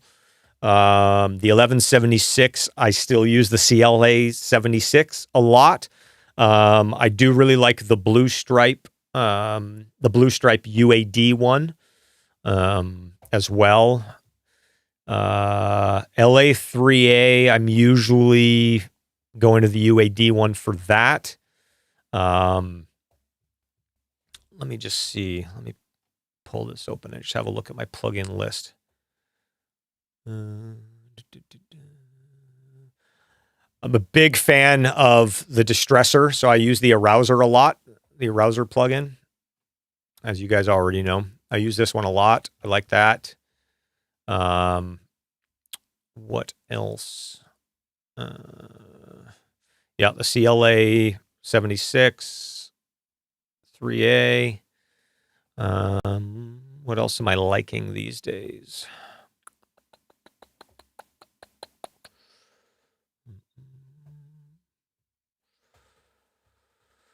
You know what I'm really liking actually is this new Pulsar stuff, 1178.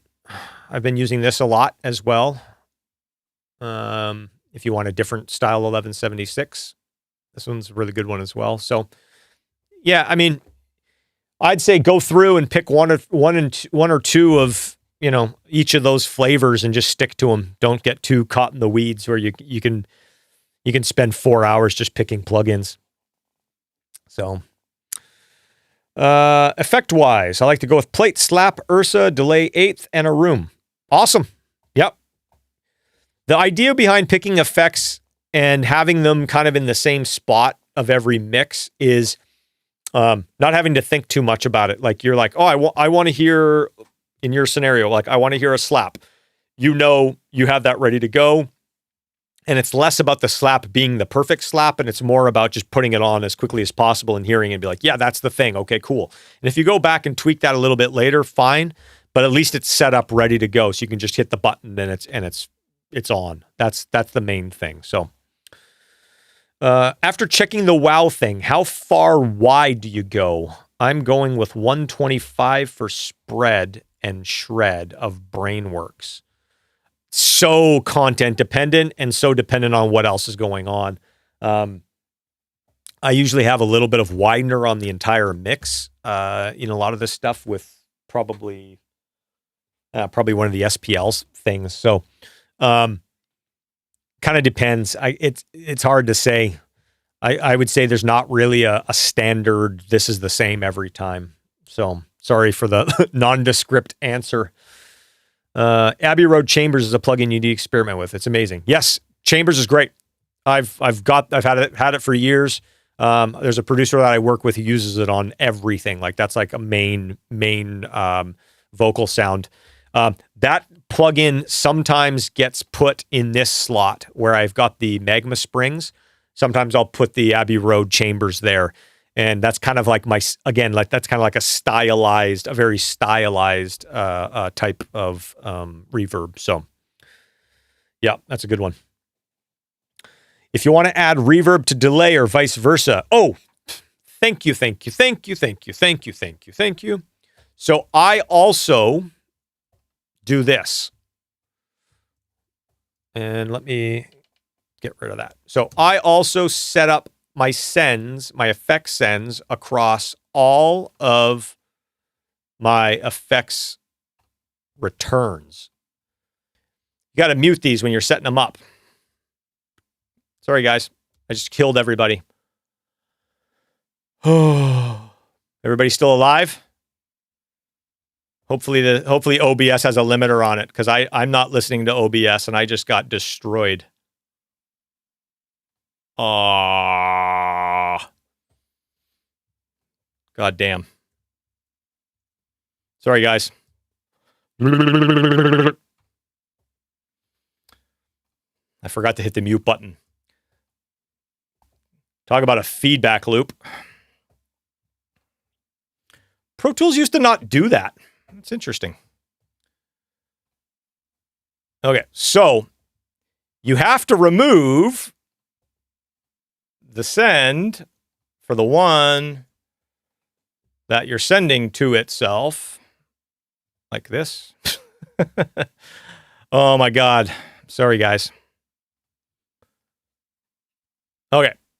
So that's what I do.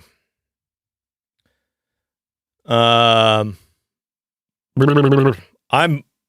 hurting. I'm so sorry. I killed everybody. Okay, time to shut it down. I killed everybody. Ow, wow. I'm so sorry. Okay. Good. You hit the mute button.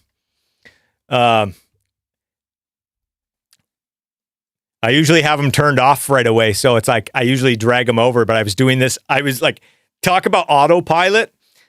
The autopilot was taking over because typically as I'm creating them, I'm turning them off, but I was kind of going in a different order as I'm talking. And then the autopilot didn't work. See? Thank you for seeing it coming. And hopefully some of you guys got it muted before it hit you. All right. Still alive. I'm not going to be able to mix tomorrow. Fuck me. Okay. Back to the chat. Okay. So yes, that's how I send reverb to delays and delays to reverb, etc., etc., etc., etc. Whew, that threw me for a loop. All right.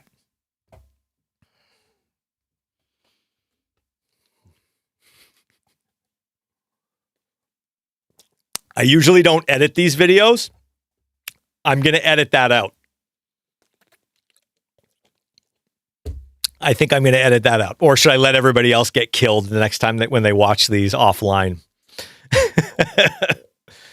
Sorry, guys. Anyways. All right. Back to the chat. If you want to add reverb to delay or vice versa. So I will send those off of what that bullshit clusterfuck I just did.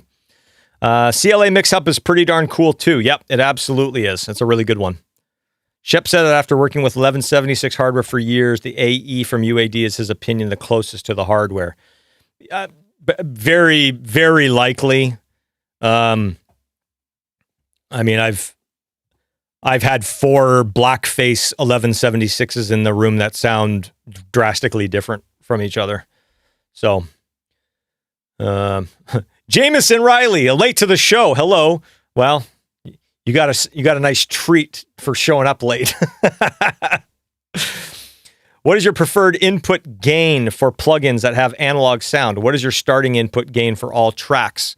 I'm not super precious about it, but I make sure there's a decent amount of level going into it, and I'll usually trim stuff down if it's blowing up the plugin. I'll usually trim things down. So most plugins have an input meter, or even the way that I typically run my tracks. I mean, I'm usually kind of, if I'm tickling the yellow is in my Pro Tools meter, that's fine for me. So. Yes, everybody almost died. I apologize to everybody. No, I think I have to edit that out. Wowzers.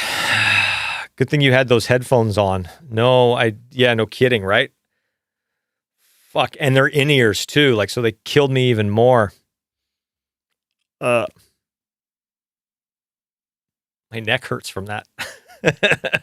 Okay, I think that's a good place to stop. Oh, that is a good place to stop. How about that? Oh my goodness. All right, guys, you guys are awesome. Man, you know what? I should do that in every live stream at the 3-hour point just to fuck with everybody and make sure they're still paying attention. How about not? How about not? So, anyways, guys, thank you so much. Hate to leave on that note, but here we are. If you guys aren't already subscribed to the YouTube channel, please subscribe. Hit me on socials, all the fun stuff. Head over to my website, chrisbaseford.com. We've got obviously the newsletter. The production course is so close to being done. We're going to be hitting the beta group with that, hopefully before Christmas, or at least before New Year's. So maybe it's coming out. Maybe that's everybody's Christmas present. Yeah, we're going to hit that up at some point. And I'm going to do a few more little things on this template, and then I'm going to post this template into the goodie bag for all the newsletter subscribers. So check that out as well. And if you guys can still hear anything, enjoy the rest of your week working. Get some cool get some cool sounds now that you're all deaf. All right, guys. Peace out.